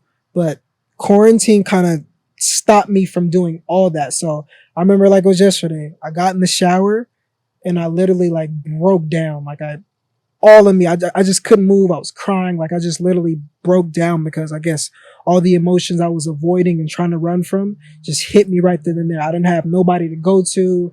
I didn't have anything to go to. And before that, like I was like to get away from what I was feeling, I would either smoke or drink. That's why I kind of stopped smoking because I felt like I was using it as a depressant. I was using it as a depressant and like, oh, I'm feeling this type of way, I'm gonna smoke. I'm feeling this type of way, I'm gonna drink. So it was just a real like COVID was a very eye-opening time for me. It was kind of just like I need to get my life back in order or it's gonna go down a crazy road. And then music wasn't going as smoothly as I wanted to. So it was just like all these built up emotions that I was going through. And I had to just sit with myself and just been like, you're the reason for a lot of this. Literally, you're the reason why you felt like this. You're the reason why your music's not getting off. You're the reason why you're unhappy. So just figuring out that for myself, I was kind of like, okay, now I need to kind of fix what I'm doing in life. So I was chilling for a little bit. I actually met her on set. I met her on set and we was cooling. And that's when did you meet her right after that realization? Yeah. It was not right after, but it kind of just went into it. So yeah, you still needed time. Yeah. That was like your low point and finally you broke down the boundaries. Facts. I had that too, like after my divorce, where I was like, I gotta fix myself. I had that realization where I hit a low point to finally go, all right, I can't keep blaming other people for the situation or my environment. I gotta take responsibility and figure out how to not react to my emotions right away and do things that are gonna benefit me. Facts. And just that, man. It was the same thing, man. See, like I know what you it's and just, different, but it's the same, you know. And just holding grudges. I feel like holding grudges stopped me from opening myself up. Like just holding grudges on anybody or everybody who's hurt me. So I stopped that, dropped that, and then I met her, and then I was like, oh, she's cool people. Like, and we just kind of like took off from there. It's just like, I don't know, like she got me, like she understood me, and I was kind of just like, wow, like I feel like I haven't been understood in a minute. And when I met her, it was like when I was kind of knowing who I was wanting to be as a person, and it was just like it just kind of fit in perfectly, and we started getting to know each other, and we was like, you know what, we should do this for real, you know? We should. Can I just say, what a great segue into the Sherri Gonzalez. Sherri Gonzalez. The floor is yours. Hi. The floor is yours. So tell us your story. Like, how long have you been this impressive person that I see you as, right? Like, I've seen your Instagram. I only know you as like a kind of a distant fan that has seen your Instagram and knows you're a professional dancer. And you're like very impressive. You're very like well-spoken. And I will give you a chance to talk, I promise. But how long have you been this person? Is it all your life? You were born like this amazing... I don't know. Because as far as like impressive person, I don't ever feel like I'm like, I guess quote unquote like impressive. I just feel like I'm doing like what my part and what I'm supposed to be doing. So I feel like as far as growing up, I always felt like my own, but I mean that in a way as like I always knew. So like I know how some people they feel like they don't necessarily like know what to do or like and how that stuff. I always knew like literally since like middle school, but like freshman year specifically that I was like I'm gonna be a professional dancer. So it's like once I knew, it was just like go from there and everything. And like even with what y'all were talking about earlier and stuff, and you're like they would laugh at you and everything, and I would get like I would tell teachers, they'd be like, oh yeah, I'm going to go to LA, be a professional dancer. I would say that to even like my classmates and stuff. And like, there's no doubt in my mind and stuff. But of course you get like remarks and thoughts from everybody. But I don't know. What that do people just say when you would say that? It would just be like, are you sure you want that as your career choice? You should have a backup, all this stuff. I also grew up with like boys, and like sports was a very, very big influence on me. So like literally having ESPN on like 24/7, or just like watching the greats and like just watching documentaries of like 30 for 30 and all that stuff, and just hearing all of their inspirational stories. That was a big impact on me, like growing up and like growing into like my mental and everything. Cause I'm like, okay, if that's their mental, then that needs to be my mental as a dancer. So like I would take like that sports mentality and put it as a dancer mentality and everything. Cause we're still doing like so much with our bodies, but I also, principles. huh? Top 3 principles from sports that you put into like dance. Like, how do you look at sports that relates to dance? I would definitely say being resilient, like to just resilient and persistent, to just always keep going, like no matter what. With sports, as far as growing up, I think my take has changed on it now after like a huge injury that I had.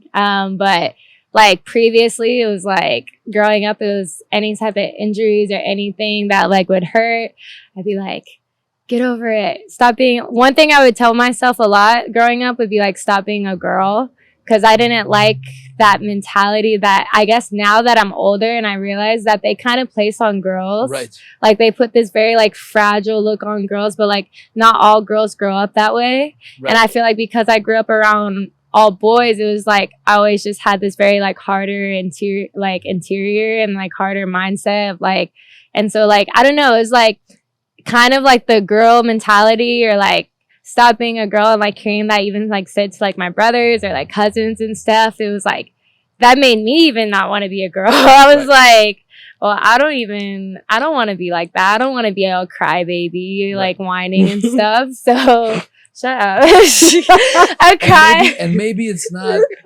And maybe it's not about being a girl or being a boy. It's about just being tough. And exactly. Like you said, it's just they put that on what a girl means. Yeah. When in fact, a lot of women probably have a much higher tolerance of pain than right, because you guys have babies. Yeah, so like wild. The truth is, don't be a boy. Kind of, don't be a little boy about it, right? Because we tend to like go, oh, that hurts. Yeah, right. Well, like, depending on what it is, to like kiss it and stuff. Yeah, but it was like growing up. I get you. You wanted to be like, tough. It made you tougher to be around tough people. Exactly. Tough men. So, and I think that helped me now. Right. I feel like that helped me with just moving within the industry now and being like, I'm not afraid to like take like no's, or I'm not afraid to like take just like any type of criticism and stuff, or just like anything from anybody really. Cause I'm just kind of like, so key. Okay. Like so key. It doesn't like bother me. But then also when I was younger, I felt like because I did have that like tougher mentality and stuff, and like I wasn't like your girl's girl. I was more so like the guy's girl, like not meaning that in a weird way, but just more so I was more comfortable around like male energy, because that's like what I grew up my entire life around. So I just feel like because I never really had like, I had a sister, but I never like really knew her because she was gone. So she was my half sister. So it was like I didn't really. She was because she was blonde? No, she was gone. She was gone. So because she was blonde. She was blonde, so I didn't have her. Can you imagine? That's hilarious. I don't hang with blonde girls. Yeah, I don't want to. But I just felt like it wasn't, I don't know. So I just feel like, because I joined this dance team in high school. And when I joined it, like, I feel like not necessarily, I don't know. It's like more so, it was like a sorority type, kind of. I was grown up in Texas, born in Texas. So like that's the South. So sororities and all that, sororities, fraternities are huge in the South. So it's like, I feel like that was like a pre-sorority before like a actual college sorority. So I feel like with that, it was just like all the older girls would just be, because they were taking it more of like this whole like club thing to be in, dance team, all this fun. But I literally, it was like, this is a dance team. I'm here to dance. Like that's literally all of my mentality was being on that team. I was like, I'm not really not that I wasn't there to like make friends, but like I'm like, the whole purpose of this is to literally dance and stuff. And I was like, but everything else is a plus. That was my thing. So I feel like because of that, and then how I would just like take dance so seriously, I felt like I was like one of the only people taking dance seriously. And I just feel like that like rubbed off wrong some way, like to like the like older girls, like because I was like a sophomore, like a first year on the team, and they're like they didn't seniors. Like stepping out of line. Yeah, because even no, really, no, literally, because even like even I was like in the front line, like where the seniors were, and they're like, "Why are you in the front line?" And I'm like, "Because I'm here to learn. Like I'm not here to like just I don't know." It was very interesting. Also, like kind of a wake up call of how like some things are ran. Yes, I was like, "This is interesting." But yeah, but I just feel like but it also shows who you were from the beginning. That you were willing to put yourself out there and like, go for it. And I feel like I'm still that way now. Yeah, you weren't just a regular dancer is what I'm saying. Yeah. Like you weren't just one of the dancers. You were like really a dancer. Yeah. And then also like I knew being on that team, like I knew I was probably one of the only people, well I can say that now, that was actually going to make it like a squirrel. Sorry, there's a squirrel. See, usually guys... Usually we get distracted by that, but that's a first, man. Hey, see, you hung out with too many guys growing up. Squirrel. That's hilarious. That's a good callback. That's funny. See, you hung out with all the sports guys, man. All the jocks. That was funny. But I knew I was gonna like. I knew dance was gonna be like my profession, so it was like. I don't know. Yeah, no, that's cool. No, I appreciate. So I took it wrong seriously. Story, by the way. Mm-hmm. Like some people find themselves early, but don't have the confidence to go after it.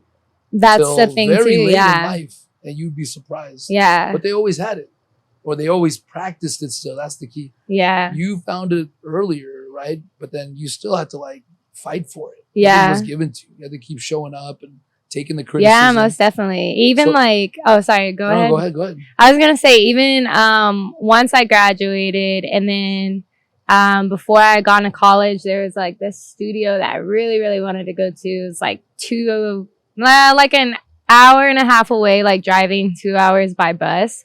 And my mom only drove me like a few times, and then after that, like she was like, "I can't take you anymore. It's too far." And then I was like asking like my family members, like my dad, and then my dad was like, "Why don't you take the bus?" And he showed me like kind of the ways. Like I didn't even know there was a bus system in Texas at that time, because it was like I was just so used to my parents driving me everywhere. So I was like, okay. So then it became to where it's like I would travel like 2 hours every single day just to like go dance and stuff like that. So yeah, you showed your commitment early on. Yeah, just like I don't know. I mean? Like I always thought too, like if you really want it, you're gonna make it happen in some sort of way. But I feel like that also went back to what I would watch when I was little, watching like the ESPN stories and documentaries. I loved my favorite movies growing up were like true documentaries on like sports stories. Yes. So like if it was like Glory Road, if it was like there's this one, what's that one? It was like about the it was about like the Syracuse football player. Did you ever watch it? Ernie Davis, the football player. I'm not sure. It was a movie. I love biography stories because they teach you so much. Yeah. And they teach you like you need to persevere. You need to be relentless. That's the common goal, like, and confident. Yeah. You just got to be like, I'm gonna do it. I completely agree. And you, if people don't get exposed to that, to your point, they may not like, persevere. Mm-hmm. They might give up too soon. Yeah. A lot of people that's one of the reasons I want to talk about this stuff. Thank you, friend. He got the shot and the water. Mm-hmm. Good job, Josh. JoshDPRaw. Hey. Check him out. Me and Josh used to work together. Videographer, producer in the business, right? Spider-Man himself. Sherri, help me get started. Damn, look, you put. I didn't know that. That's fire. I didn't know that either. That part. I didn't know that either. So Sherri helped you get started. What's that storyline? One of the first photo shoots JoshDP. That's fire. JoshDPRaw ever did. That's fire. Damn, dude. That's beautiful. And actually, us working together at American Eagle, that really got me into like wanting to style and stuff. So it was like, yeah, worked there all throughout college. DP Smurf, singer Smurf, singer performer Smurf, Spiritual dancer warrior. designer Smurf Salad. / spiritual warrior. Sorry, Paris. I got you. I got Who that you. is. That goes without saying, man. Right? You do that through your poetry. Mm. You do that through your dance and your design. So are you more, would you say, focused on dance or design at this moment? Definitely dance, for Dance. sure. I feel like, especially right now specifically, I feel it like in everything in me, my dance career is like going for sure. So it's like, but I've always wanted to dance. So how did you become a professional? How did you like make money being a dancer? Like you went on, you were in like a group that you toured with? And then how did you like expand your career and get to like where you are? So I went to this college, it's called AMDA. And so whenever it's our very last semester, we have like an industry night. And during those industry nights, like different agents come, really important people come. But it kind of felt like a movie because after I got done with my show, one of the agents from like my dream agency I wanted to sign with, they came up to me and they're like, "Hey, my name's Jenny. Here's my card. Would love to set up a meeting with you." And they're actually called Block Talent Agency. They're one of the top dance agencies in the country. So I was like, okay, cool. So Shout out Block. Shout out Block LA. Crazy. Got signed. Let's go Block. Let's go, Block. But then 2 days after I tore and then I graduated 2 days after I tore my ACL after I graduated college. Wow. Yeah. And then I was out for pretty much like a year. Wow. But So I will say that artist, for the audition I tore my ACL at, that artist, I literally just booked a job with them recently. So, and this was my audition like after. His name is. I ain't gonna say it. I won't say it till whenever the video comes out, but Okay. it was real Alright. cool. It's you can't say it's very big. very big. It's very big. Sorry, Yeah, I had what to can you juice. tell us about What it? can you tell us? Yeah, give us a some little teasers. tea. We'll make some clips out of these teasers. Can he dance? Can he dance? He Can he can't sing? You can't It's a sing. he, isn't it? It was one of your favorite artists It's growing one of up. your It's literally one of my favorite, like top 5. Top 5. Top 5, definitely. Top- When it happened, I was like, okay. So what's the deal? You're sing you're what are you doing for this Dancing. artist in the video? Hmm? And the video's coming out when? I have no clue. We shot it yesterday. Oh, yesterday. Yeah. Okay, cool. So we got some time. All right, cool. So like what are you guys doing next? What do you have coming You go out? first. Like what projects are you working on? I'll go what do you after. want to do? Yeah, like where do you want this to go? What's your vision board? How about that? What's on your Ooh, vision board? actually, which Mhm. this is Yeah. nice talking That about. big Because that vision would put it board. out there in the sound waves. Like, Yeah. And you can put it on your vision board. I feel like my vision board actually has changed a lot from like what it is now.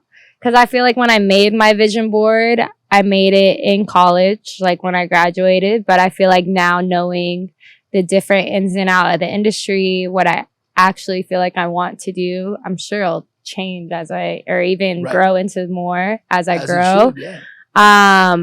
But yeah, that's why I'm really excited to redo kind of the vision board. But I feel like what I have in the vision, I'll kind of say what I have on the vision board, and I've Yeah. kind of accomplished from there, and then what I would like to put on our Let's do new it. vision Let's boards. Take us through it. So what I had on there first was Block on there, like being Wow. signed. Got that. Got that. I had a Jennifer Lopez like picture and stuff. Did that. That was really cool. What did you do with Jennifer? I did a music video with her. Nice. Yeah, that was my first job after I tore my ACL, so that was really cool. Wow. Yeah. The first job?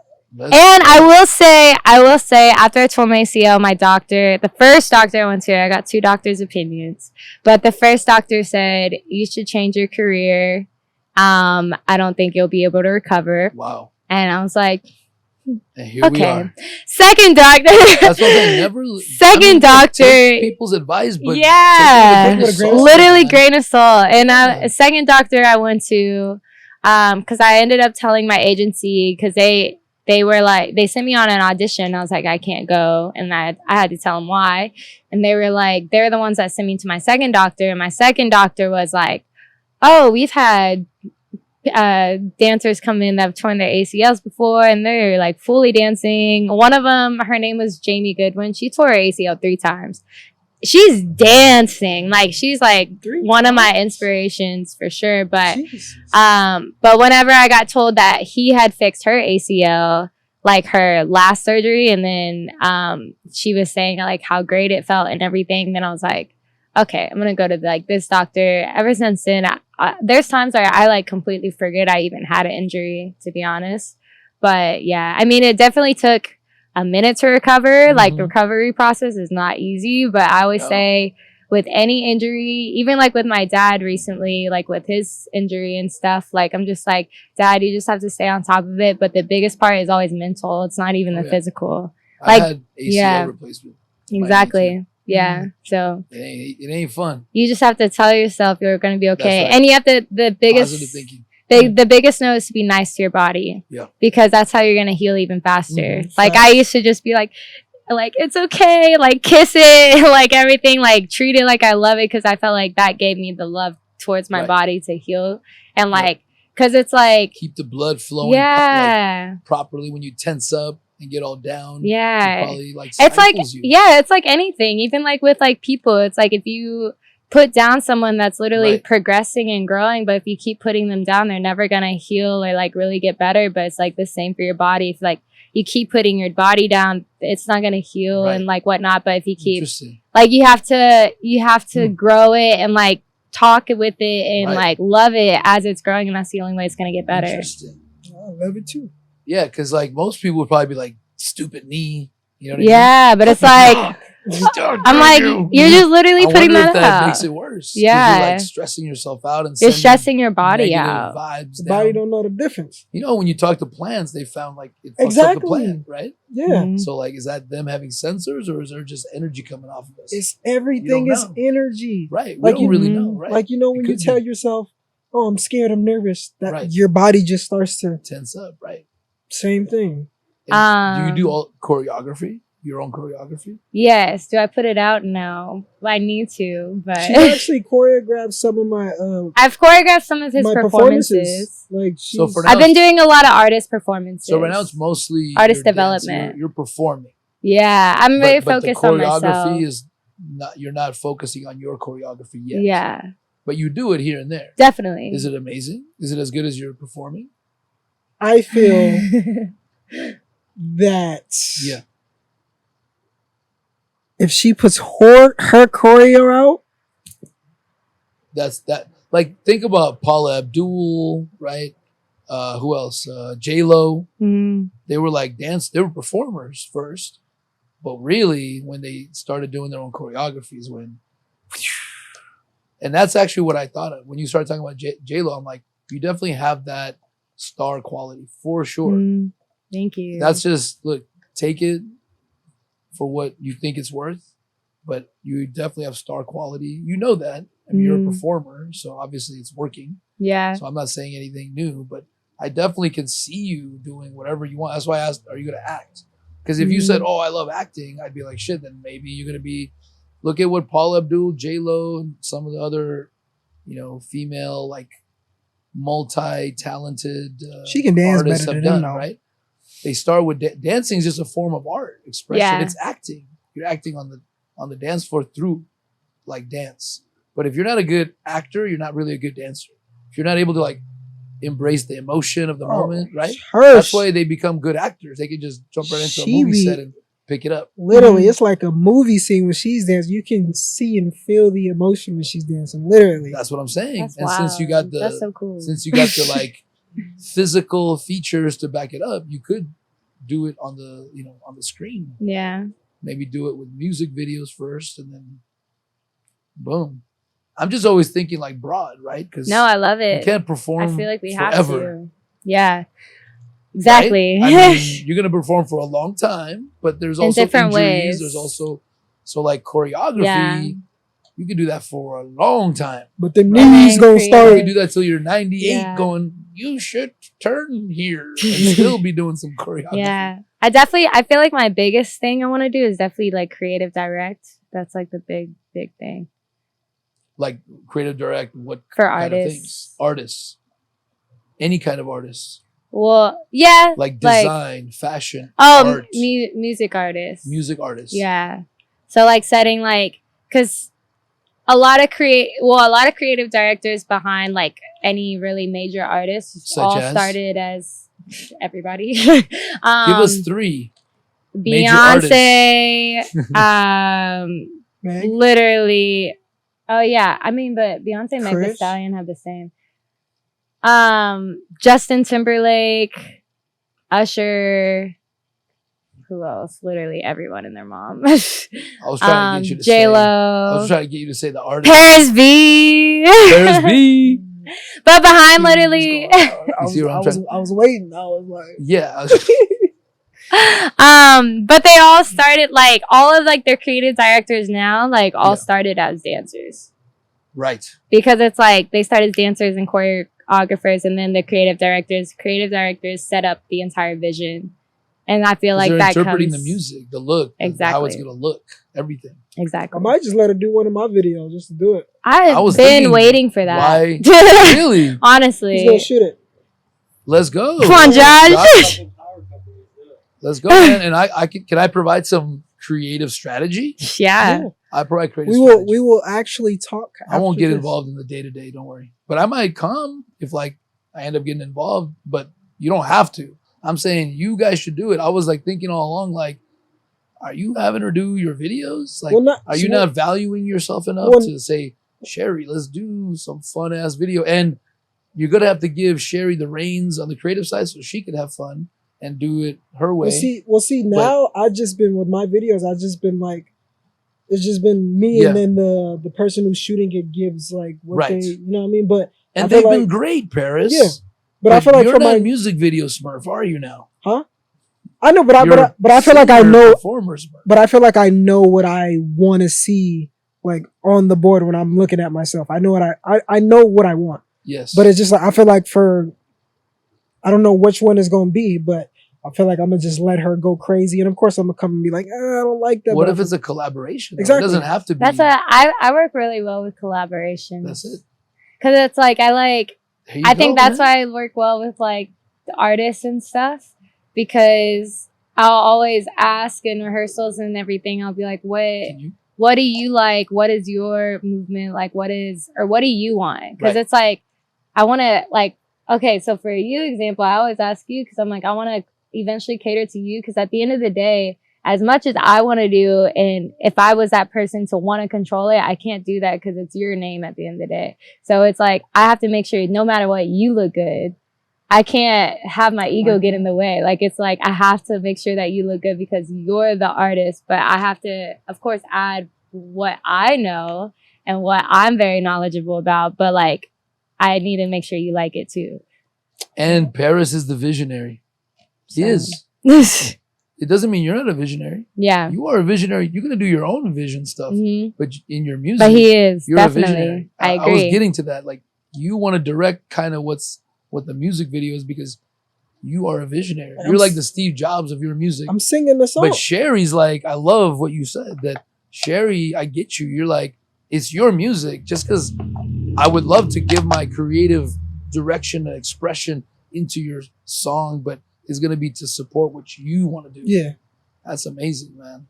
All right, there you go. We just made it happen right here, baby. And he's going to shoot it. I get my 10% for making the deal happen, right? Right? Go. Hello. Paris, seriously though, man, anything you ever need, any strategic, creative advice, I feel like that's kind of my niche now. In a good way. And by the way, I would also like pick up a box of CDs, and if they still have CDs, and deliver them for you too. Like, I'll help you out in any way, man. I appreciate that. You need a Rick, my fucking ride didn't come through. I got to get to a fucking concert. If I can get there without like having to put my kids at risk, I'll come, man. Yeah. I got you. For sure. So I'm proud of you, man. I was really excited to do this one-on-one with you guys because I really wanted to like, I I don't know, man. I wanted to reconnect with you and really see where your head's at, not just from Instagram. Yeah, because Instagram can be a misconception. Right. I feel like there's a lot of people that's doing something. Right. But, hey. Exactly, man. So what you got coming out, man? What I got coming out? Well, I just dropped a single. It's called Just Let Me. You can find it on Apple Music, Spotify, and any streaming platforms you might want to see it on. And but Just Let Me? Just Let Me by Love Paris B. And Paris B. what I got coming out, I'm working on an EP right now. I don't want to give out the name yet. Okay. But it's going to be good. It's going to be good. What is the music about? Can you share like the inspiration for the music? Well, basically, where it came from? Well, I just feel like with the single now, that's gonna be on the EP as well. It's called Just Let Me. So it's basically just, I guess, stepping into the spiritual side of Paris. Yeah. Because I feel like I made music. I made like a lot of love, sad, just in my feelings. Because I'm a Cancer moon, so like I'm very emotional type of dude. So I write about just sad shit. But I feel like with this EP is gonna be more of the spiritual side. And it's just about like waking people up and making them love themselves. Yeah. You know what I mean? Because I just feel like that's what we're on earth for, to love ourselves. Because I feel like if we love ourselves, it's nothing we got to be worried about. So it's spirituality, but the message is really to love yourself, to accept yourself. Accept yourself who you are. Yeah, I always say, and I think I told you a long time ago, and I found it out for myself, that until you can do that, like you're still at step one. Exactly. Because you can't love. You won't be able to get out of bed. You won't be able to motivate yourself to go improve something because you don't think you're worth it. Why would you do that with a piece of shit like this, right? Gotcha. If you think of yourself like that, you're not going to roll out of bed in the morning and go, let's get it. Yeah. When you go, shit, you know what? I can do something, man. I got something. Facts. And I'm still working towards it. I feel like I'm not where I want to be because I still deal with stuff that I feel like I shouldn't be dealing with. But keep investing in yourself, man. Yeah, it's just that's the key. Literally like the EP is basically about finding yourself and finding out who you are. As I'm finding out who I am too. That's amazing, man. So yeah, that's what it's all about. Like this podcast is kind of about that sort of. I'm finding out who I am still. This is the first year I've been doing what I love my whole life. You know what? Seriously. Love it. Yeah, I guess 2020, at the end of 2020 is when everything kind of took off with the alcohol brand, the spirits brand. I want to taste it actually. We raise money. People put money in that shit. Like we're doing it, man. I want to taste it. We're gonna launch in January. I'm gonna have it in a couple of months, man. Full show. So it's an artist brand. It's an artist. Well, if you need somebody to just, we're gonna do parties and support artists and do contests and support sponsor like the launch parties and events, because it'll be like an LA kind of centric artist heavy brand. My partner's a writer.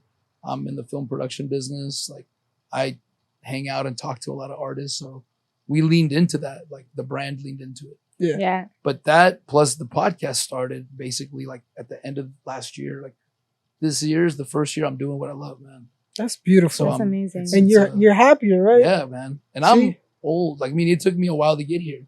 But it's never too late, but better to start early. Everybody, but it's like you said at the beginning, so everybody's timing. Everybody starts off real quick or somebody, it just depends on your timing. Bro. I went off for like 20 plus years doing a career had no business do. I was successful too. So just because you're successful doesn't mean you like it. Yeah. You see a successful doctor doesn't mean they're happy. See, and that's what I have a problem with. I feel like even with this music stuff, I feel like I'm never gonna go out my way in doing something that I know that is just, it doesn't sit right with me. No matter how much money, no matter what position it gets me in or who in front of, if it doesn't like because it's a short-term gain and it's going to catch up to you. Then you're going to burn out. Like, exactly. Let's say you take a route where they go, hey, we'll give you this much money to be this type of artist. But then after a couple of years, you're like, I can't do this anymore because you burn out. Because it's not who you are. It's not who you are. Then you got to start over. And then they go, oh, he's not really that guy, whatever. Yeah. You better off just building slowly to figure yourself out and hope that who you are connects with people in a way that monetizes the way you want. Facts. And if you're not a billionaire from it, you're still doing what you like. See, Yeah. me, I don't care if it takes me. I don't care if I'm 30, 32, 35. It's like, I just feel like it's right now, it's just stepping stones to where Stepping stones. I'm building a house. Yes. You know what I mean? And you're learning the business. Facts. None of it's going to go to waste. Yeah. You know what I'm saying? So You may be a future music mogul. You don't know. Like, there's so many ways to make money in music. You know what I'm It really saying? is. So it's all about the journey and learning every day, because that learning is going to bubble over one day, facts. and it's going to turn into something you didn't even expect. See me, But it takes time. I don't really care to be like, if my music doesn't take me to have 1 million followers or whatever the case may be. Like, I just feel like success is different in everybody's eyes. I just want to be Exactly. successful enough to really take care of my family when I have a family, and just take care of the people around me. It's Right. like, I don't have to be a fucking billionaire to do that. Right. But what's it called? Yeah, it's just, fame to me is just really, it's just And whatever. there's a lot of value in being true to yourself too, Yeah, and making enough money to survive. That's all. facts. Honestly, I want to do, and then hopefully, I just think when you lean into that, that's when real success comes. Even the financial success comes to those that really are authentic, man. I just Think about the big stars, man. They really out there. They Facts. authentic as fuck. I just You know want what I to be myself, be authentic, and just do things just the way I see them. Right. And have help along the way, because you Yep. can't make that by yourself. But yeah, just be true to who I am, and don't let the industry or anybody that I meet in the future affect that. Right. You know what I mean? I just want to be me. That's just So do you have a song that you think Sherri's gonna make a music video for? Like, do you already know which song from your Probably. new album? Yeah. You do? I can't tell her yet though. You can't tell me? Okay. You can't tell me. What's it about? Just like high level. Is it a love song? Is it a sad song that you thought of that she's gonna do for you? It's about her. Is it? Oh! Is Is it there a the song one you about her? haven't sang to me? No, that was different. Oh. So look, I was supposed to sing to her on her birthday at her birthday party, and she Yeah. fell asleep at her own party. I was out. She was going, You didn't sing it? but No. this new. So basically, okay, how I write my songs is about situations, maybe in my life or other people's life. Right. So, wrote a song basically about, just because I mean, I know a good sum about like her story. So it's just like I wrote a song based off of like her. So I feel like what's better for the person to, Wow. That's yeah. amazing, man. So you like memorialized your admiration and love for her in like an actual song that will always be there. No I'll always be what. there, no matter if It's I'm, digitized, if- baby. It's out in digital land digitized. forever. no matter if I'm here, if I'm not, or you're with somebody. right. It's like, That's yours. hey, it's yours. You can't even delete it from this You can't. atmosphere. Even if you didn't like me, it's as still soon as he there. hits It's release, still It's there. still there. it's still there. Can you sing a few bars? Nah. I can't. Why? I just can't. You gotta wait. The Sorry. cliffhanger. It's the marketing. The marketing. You gotta wait. Dude, You that's gotta a wait till. cliffhanger. Hey, Should I- cliffhangers are key, man. Should I give you guys the title? Do you guys want the title? Oh my God. Should I give you guys the title? We can edit it out later. Like we Oh, could cool. actually really torture people. And they're listening to this. If they're still listening, this is like 2 hours in. We might do this as one shot. I don't know. So basically, the title to the Yeah. EP is Yeah. called. That's the title. That's the title. Pretty cool. I'm gonna have to show you the song, not her song, but one of the songs that's on the. It's called "Love Yourself." Mm. It's very beautiful. She taught you to love yourself. Actually, yeah. I feel like before her, like I was going into it, but like just because when I met her, she was so just like driven on her goals and her ambitions, and just like it was times where she was like, "Listen, I got to do this." It's like I got to do it, Get this and it's I got to get this done. It's like, and that made me kind of just like, wow, because I mean, I feel like before I was kind of like putting things off and kind of just like doing everybody else wanted me to do, but then she was like, well, I got to go do this, I got to do this, I got to do this, and I'm like, And once I start doing that for myself, I felt like my life like literally like changed, even though it's like little wins here and there, but it's just like changed. So it's just like, again, I just feel like if you do for yourself, and it's not even being selfish, it's like in order for you to get to where you want to be in life, sometimes you have to do, even if it makes other people mad. Like there's some decisions that my mom does not like. Right. She's like, well, Paris, I don't think music, you should get a job or go to school. But then again, it's about believing in yourself. I believe in myself. What's on my fucking whiteboard since like 6 months ago, Josh, still there. And I don't even think I need it there anymore because I'm probably tattoo that shit on. Next year I'm getting tattooed. I'm gonna go with you. Reminders. I need a designer. No, I'm gonna put, like, for example, this is very key. You just said it though, man. You have to believe in yourself and lead yourself. I know it's easier said than done, but you have to have, meaning the lead yourself part, meaning don't wait for someone to even push you. Yeah. You gotta go get your little wins and do for you and lead yourself. And the right people. Don't wait. It's because no one's here to save me. Like, you gotta save yourself, man. Facts. You have to save yourself. If someone can come along to help you save yourself, that's what Sherri did, man, for you.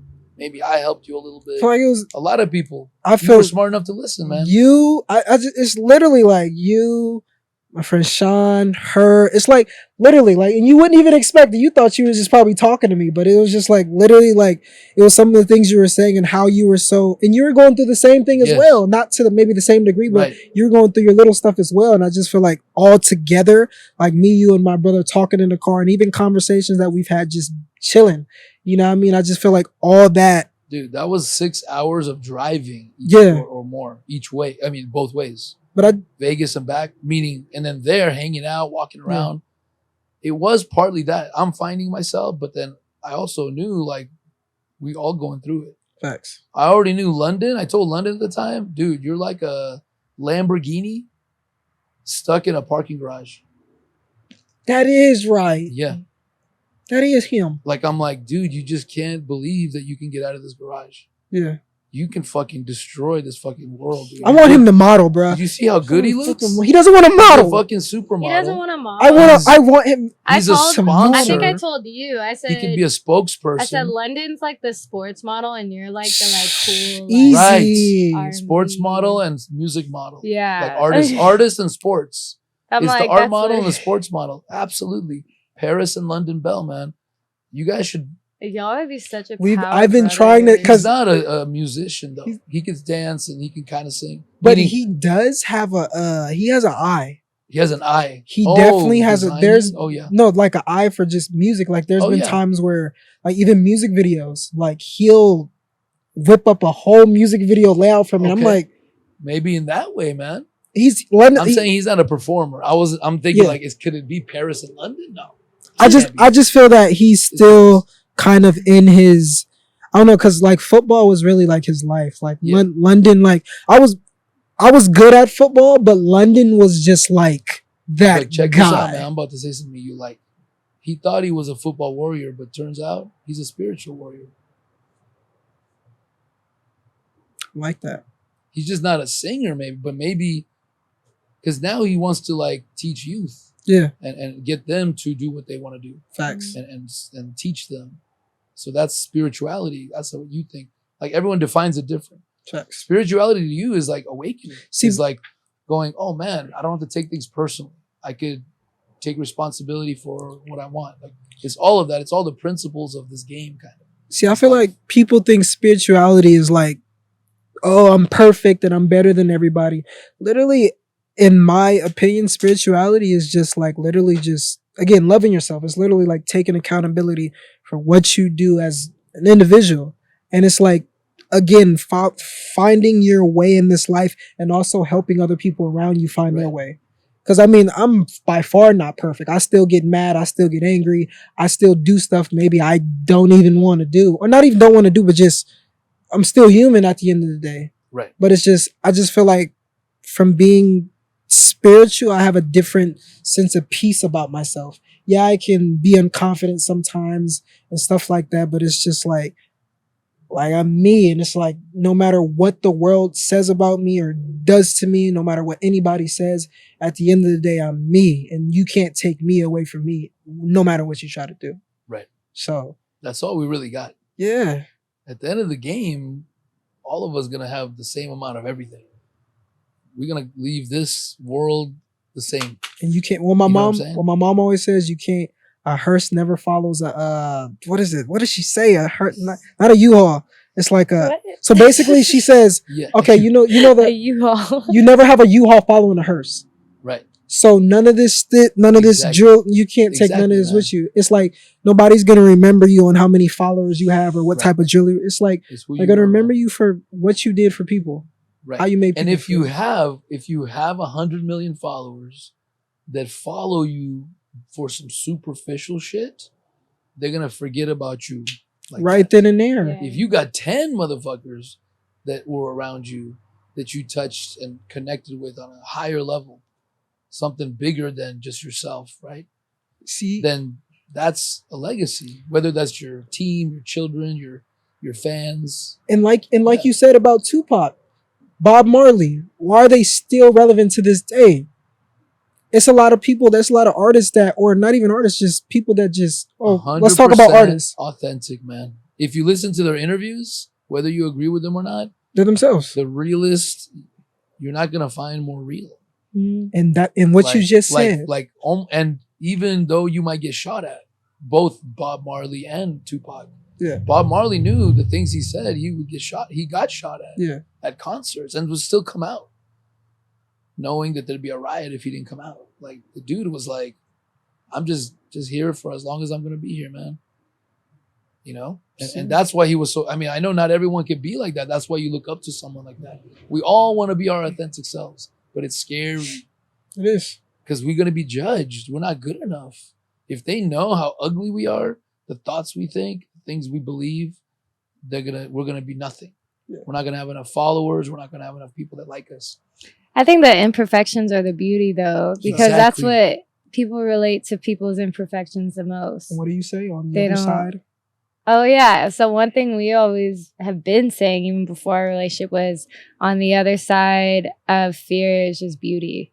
Yes. So like that helped us even literally get to even dating each other. Yeah. Act out of love, not fear. Yeah. Exactly. Yeah. Like if you're afraid to do something because you're just scared, but you want to do it, you should do it. You should do Definitely. it. If you're acting in fear, you got to check it. Because regardless, you'll always get a lesson out of it. Right. You'll always get something out of it, and like you'll at least be able to never say like, at least I didn't try. Right.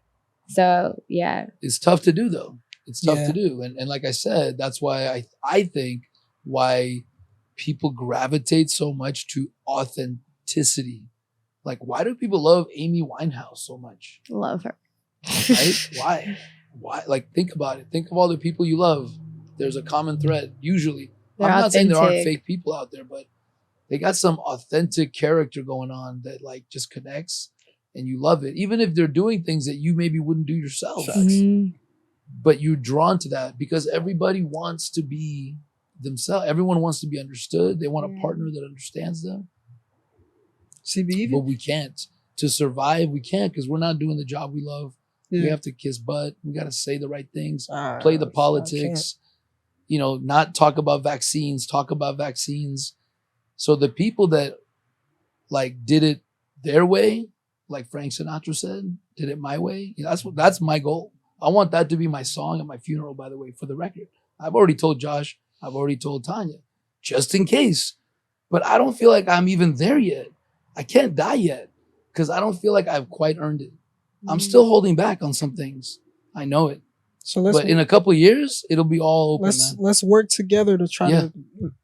I want to die and that song play at my funeral, and I can be like, "That's right," or I sing it at my funeral because I might do a pre-funeral party, like when I'm 65 and I'm like, you know what, it's time to do my funeral party, and I earned that song. I'm gonna sing it while I can. And then whenever I die, there'll be another party. That's all. And they'll play the video from the party that I was at. And we're going to party at both because you guys will probably be around. You know what I'm saying? But the key is to do it our way. Because otherwise, there ain't no party. Yeah. I don't want to party. Just let me go quietly. If I didn't do it my way. And see, I feel like if you live life, damn, what was I about to say? I'm saying like my mom always tells me if you don't make a, how can I say it? If you don't make a way for your life, others are gonna make the way that they want you to live. Of course. Like if you don't have something planned for your life, they're gonna plan it for you. Yes, man. So You might as well take control of your player. facts. But there are a lot of factors out there that can control you easy. You could just be like a pinball. Yep. Or you could be like, fuck this. What do I want? Figure out what you want, and then you can make it happen. All you got to do is write it on a fucking board. And look at that shit. That's every step day. 1. And then step 2 comes from that. That's it. People always say, how did you become a film producer? I fucking had the idea. That's how. And then, starts with an idea. and then I called some motherfucker that I thought invested in a movie like years ago. He hadn't even heard from me. I was just being crazy. And I'm like, hey man, how you been? He's like, I'm like, this is going to sound crazy, but I was like, how do I get in the film business? I was thinking, can I just make a movie? And he goes, why don't you invest in a documentary? And that's how it started. Step 3, 4, 5 came after that. Fucking put that shit on a vision board and see what happens. If you're not going to do the vision board or something like it, then you can't start. You got to have the thought, got to have the idea, and have the belief, and then lead yourself to like doing it. Not, well, someday somebody will knock at my door and have a contract. I have $1 million contract for you, Rick. Would you like to do a podcast? Halfway. No one ever fucking showed up, dude. So I made an ad and I got Josh instead and reached out to a professor that found Josh for me. I had to make it happen. And Josh reached out to me time and time again to make it happen. 2 people have to make it happen. Mm-hmm. And then here we are. You know what I'm saying? And then just keep building your team and do. Got to build your team though. Sure. I keep telling everyone, but like good team. You know what I'm saying? I feel like Got to yank them out quick if they're not fitting in and if they're not down for your vision. If they're like, it's like, hey man, you're not this music ain't for you. I get it. Not everybody loves Bob Marley. It's true. Yeah. Some people don't like Bob Marley. So should Bob Marley stop being Bob Marley? No. They should go make that music. Go make some other music. So you got to be like, hey man, you don't like my video. You don't like what I'm trying to do. You don't like the design I'm doing, right? And then just keep finding the ones that fit like a fucking molecule. Your tribe. Yes. Your like tribe. H2O can't fit with nothing else but H2Os, man. You got to have people that are on your level that are thinking in your direction. You know what I'm saying? You got to have the right like compound. Facts.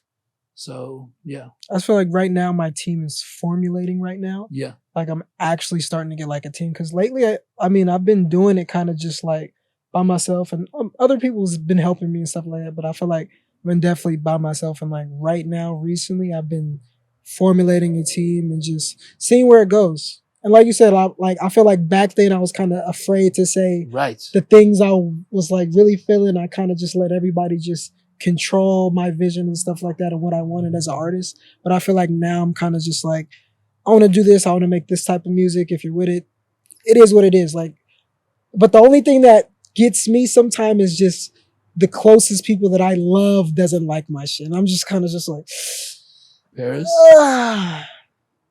I'm going to share something with you to help you and others that I just honestly, and like with the whiskey business, right? Like we came up with this beautiful brand. I'm with it and all that, right? But I honestly understood this last week, like as great as it is and as much as I love the people, I also still want to build my own team in some ways because we're kind of co-CEOs, and really my co-CEO is a whiskey connoisseur and loves and should be the kind of like key person in this company with me as his, let's say, creative partner, because I'm bringing a lot of creativity, strategy, and doing whatever it takes to get our brand off the ground. Yeah. But it made me realize, and it was a painful lesson the last couple of weeks of us having really open conversation. And at first I'm like, shit, like what the fuck I thought, I was going to be and not that that wasn't an option, but I realized like it's not what's really the best fit, man. And it's not really what I want. And that was hard. And I had to accept that some people, even when you love them, aren't going to necessarily vibe 100% with your approach. And to do that, like if I want to have a brand that's really all a representation of me, if I think I have a vision like that, like a Steve Jobs type vision, where that's why he was so kind of forceful with his vision and people didn't like that. And I'm not saying I don't want to be that way because people say he was an asshole. I don't think he necessarily was. I think I understand he was really fighting for his vision because everyone's got their own vision. So everyone's going to say, what are you doing? And when they kicked him out of Apple, Apple fucking tanked. Did you know that? Apple came out in the 80s. He built it with Wozniak. And then when it got big, the corporation said, look, you're not like a corporate CEO. You know, you're kind of like too harsh with people, basically. And they kicked him out. That's so gave wild. him shares and he was really upset. Yeah, he And literally then created Apple that. fucking nosedive, bro. And he went and saved Pixar and made them who they are with his vision, started another successful company. They asked him back to Apple when they were about to go bankrupt. And he turned that shit around and then created the vision of what ended up being iPad and what you see Apple is today. Crazy. Apple was vanishing. It was a almost extinct dinosaur in the 90s. Did you know that? No. I was like, is Apple around?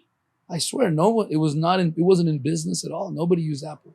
I have an Apple computer now. I would have never thought I would have an Apple because IBM was Microsoft, IBM. That was it.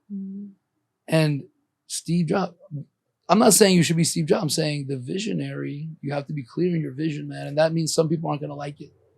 And you got to be strong enough to go, man, I love you.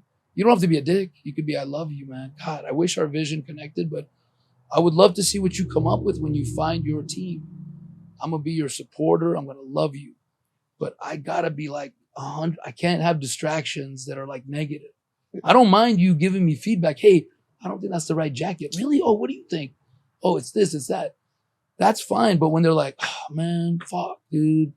Like, man, you're doing it all wrong. Like, let me do it. Like, you have to be the visionary of your art. Yeah. Say less. Let's go. Sherri, you guys, man, I'm like seeing some great things, I think, for you guys. So what's next for you, Sherri? I think you should cap it off. Give us some advice. Give us the best advice you guys have ever heard, or just tell us what's coming up for you. Maybe start with that. Or what should we be looking out if we're following you? Yeah. How can we get involved with your journey? Yeah.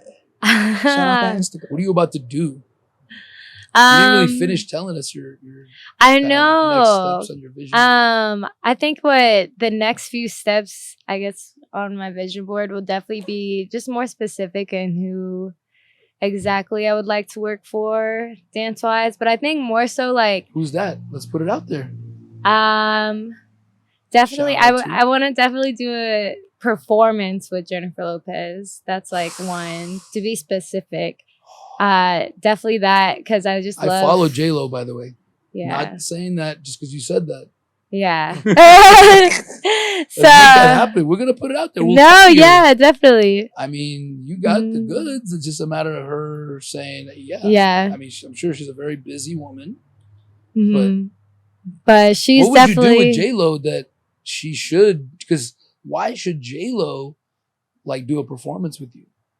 No, I would dance with her. Yeah, tell us like what you envision. So I feel like even like with working with her, like with the video and stuff, I just feel like I really like how her team operates, and like her style is very like clean and very powerful and very like woman empowered and stuff. So I just like really like her style is very like strong, which I feel like I'm a very strong dancer. So I feel like it just correlates a lot. And then also I just like love her. So, but she's definitely like one of the artists I would love to work with. How would it be working with her? How would it be? Paint the picture that if she hears this, she'll be like, "Oh shit, How would it be? What would you do? Like you would just take one of her songs and like perform with her? Like what are you envisioning? Like look into the future. When is this? 2022? Shit. Let's That's cap a Let's year. make it That's next specific year. just for fun. Come on. Be specific. We could edit this out. The universe Make it wants super us to be specific. specific. What do you want to do for Miss Jennifer Lopez? Like, don't be shy about it, because Yeah. then what? She has to come up with the idea. And Like, shoot give for her the the idea. fucking stars. Shoot for the stars. What do you Yeah. want? Is it What- Super Bowl? What are we talking What about? are we talking She already about? did Super Bowl. What are All you right, talking exactly. about? That's old. Grammys, Take it to what's the up? next- Yeah. I don't know if she'll perform at the Grammys. You never know. But what do you Um, see? If the world was full of just, I can do this tomorrow. I can do this tomorrow. I would say, damn. This is where I feel like I always get caught up because I'm like, instead of just doing it. Blurt Maybe- it out. Even it doesn't have to be right. Yeah. Yeah. You could be wrong. It's like your first mark. You just kind of like taking a stab at it. I'm just curious what you're even thinking. Like, are you thinking a concert? Are you Tour. thinking, tour. Are you thinking a music video? I was Like- just thinking like an award performance. Okay. An award show All performance. right. Like such as? Either like the Grammys or the AMAs, the VMAs. That would be a good one. VMAs has always been, an award show has always been on like my vision board to begin with, like just to perform at. So yeah, definitely VMAs. But I feel like she wouldn't be an artist I would want to perform with VMA wise. I feel like I would want more of like I don't know, like a younger artist Who? for that. Who? Like whether So- it's Okay. Let's go for that. damn. This is Say where it. I feel like I get so caught up because I'm Why? like, I don't know. We can always edit it out. You said Justin Bieber, right? You want to Justin dance for Bieber. Justin Bieber? Yeah, that's like Justin my Bieber. number one. See, Oh, Justin I Bieber. love Justin Bieber. Me too. Oh my God. That's He's- like my he's number lit. one The artist. art, the funk, oh my God, the style. yeah. I like him 'cause he's him. Man. He's amazing. Man. Yeah. So talented. All right. So So Justin why Bieber. not? Why do you hesitate? I don't know. Why are you like, do you feel like you're not ready? So if you put it out there, it's like, I don't even feel like I'm You're not afraid ready. of I it? feel like I'm more than ready, more Why do than you qualified. I think I hesitate on just like the picturing it part. If that makes sense. why? Like I know it'll happen. I know it can happen, but it's just more so the like setting the specifics on it. Like Right. like, oh, it's gonna happen on this day and blah blah blah. Cause I'm very like go with the flow because I Sure. never know where life takes me. So Same. I'm just like, Same. yeah. I So I'm think you always just should- like, I don't know. That shouldn't be pressure at Yeah. all, in my opinion. Like when you put specifics to it, Yeah. honestly, it's a goal. And when you get in the game, you call different plays all the time. 'Cause Yeah, the game definitely. changes and your goals change. Absolutely. Like you said, like tomorrow you might go, oh my God, there's an opportunity to travel the world. You're not gonna go, oh, I can't because this J-Lo is gonna happen next year. No, you're gonna go do the fucking tour. Yeah. And then meet someone that way and whatever. So the Mm. point is just to like think big. That's Yeah. Because then you're gonna be open to, oh shit, there's a party. Okay, I'm gonna go because that might be my J-Lo moment. You know what I mean? You won't Yeah. be afraid to bring it up when you see her because you already put it in your mind. You already thought about it. So It's true. good job. It's already out there. Sorry. It is. You put it out there. Even if whether we post it or not, you put it out there. Mhm. So guys, this was amazing. Mhm. We can go on and on and on. I really appreciate I feel like it was like an hour and it felt like an hour, but I think it was more like 3. Yeah. It's been 3 hours. Almost 3 hours. They canceled. Almost 3 hours, but 2 one-on-one interviews, and then like it kind of flowed so beautifully, and I hope everyone felt like they got enough, I'm lit. like, you know, Good. because I want you guys to, and you guys, I want you to come back because I feel like as you evolve as artists, Mhm. like you're gonna have a lot to talk about, man. You know what I'm saying? I'll be back in 3 months. Yeah, we should do a regular check-in. Yeah. I also want to get a studio, by the way, like so it's a little more central, maybe downtown or something Fire. like that. It's fire. And do a lot of like artist interviews, and so it'll be a little easier to like just pop in for a quick 20-30 minute Yeah. and say what's up, and we put it out there, and we have more of a, it's hard, we have a lot to do for 2 people Yeah. or 3 people sometimes, you know. So, but I'm looking forward to hearing the next, you know, phase whenever we get there. Yeah. And I'm excited for you guys. You guys are like, you know, living the dream, in my opinion, because you're being yourselves and you're doing something you're passionate about. You know who you are. You're always like learning, evolving. So you guys are awesome. Thank you. Appreciate it. Yes, sir. Paris Bell, Sherri Gonzalez. Yes, sir. Thank you for having us, my guy. Thank you It's so really much. mine, guys. Of Oh, yeah. course. Appreciate that. That's crazy that you had it before. Yeah, man. So good. Menage a trois. Najee Tour. So good. That was awesome, guys. Thank you. Knock him out the box, Rick. Knock him out, Rick. Knock him out the box.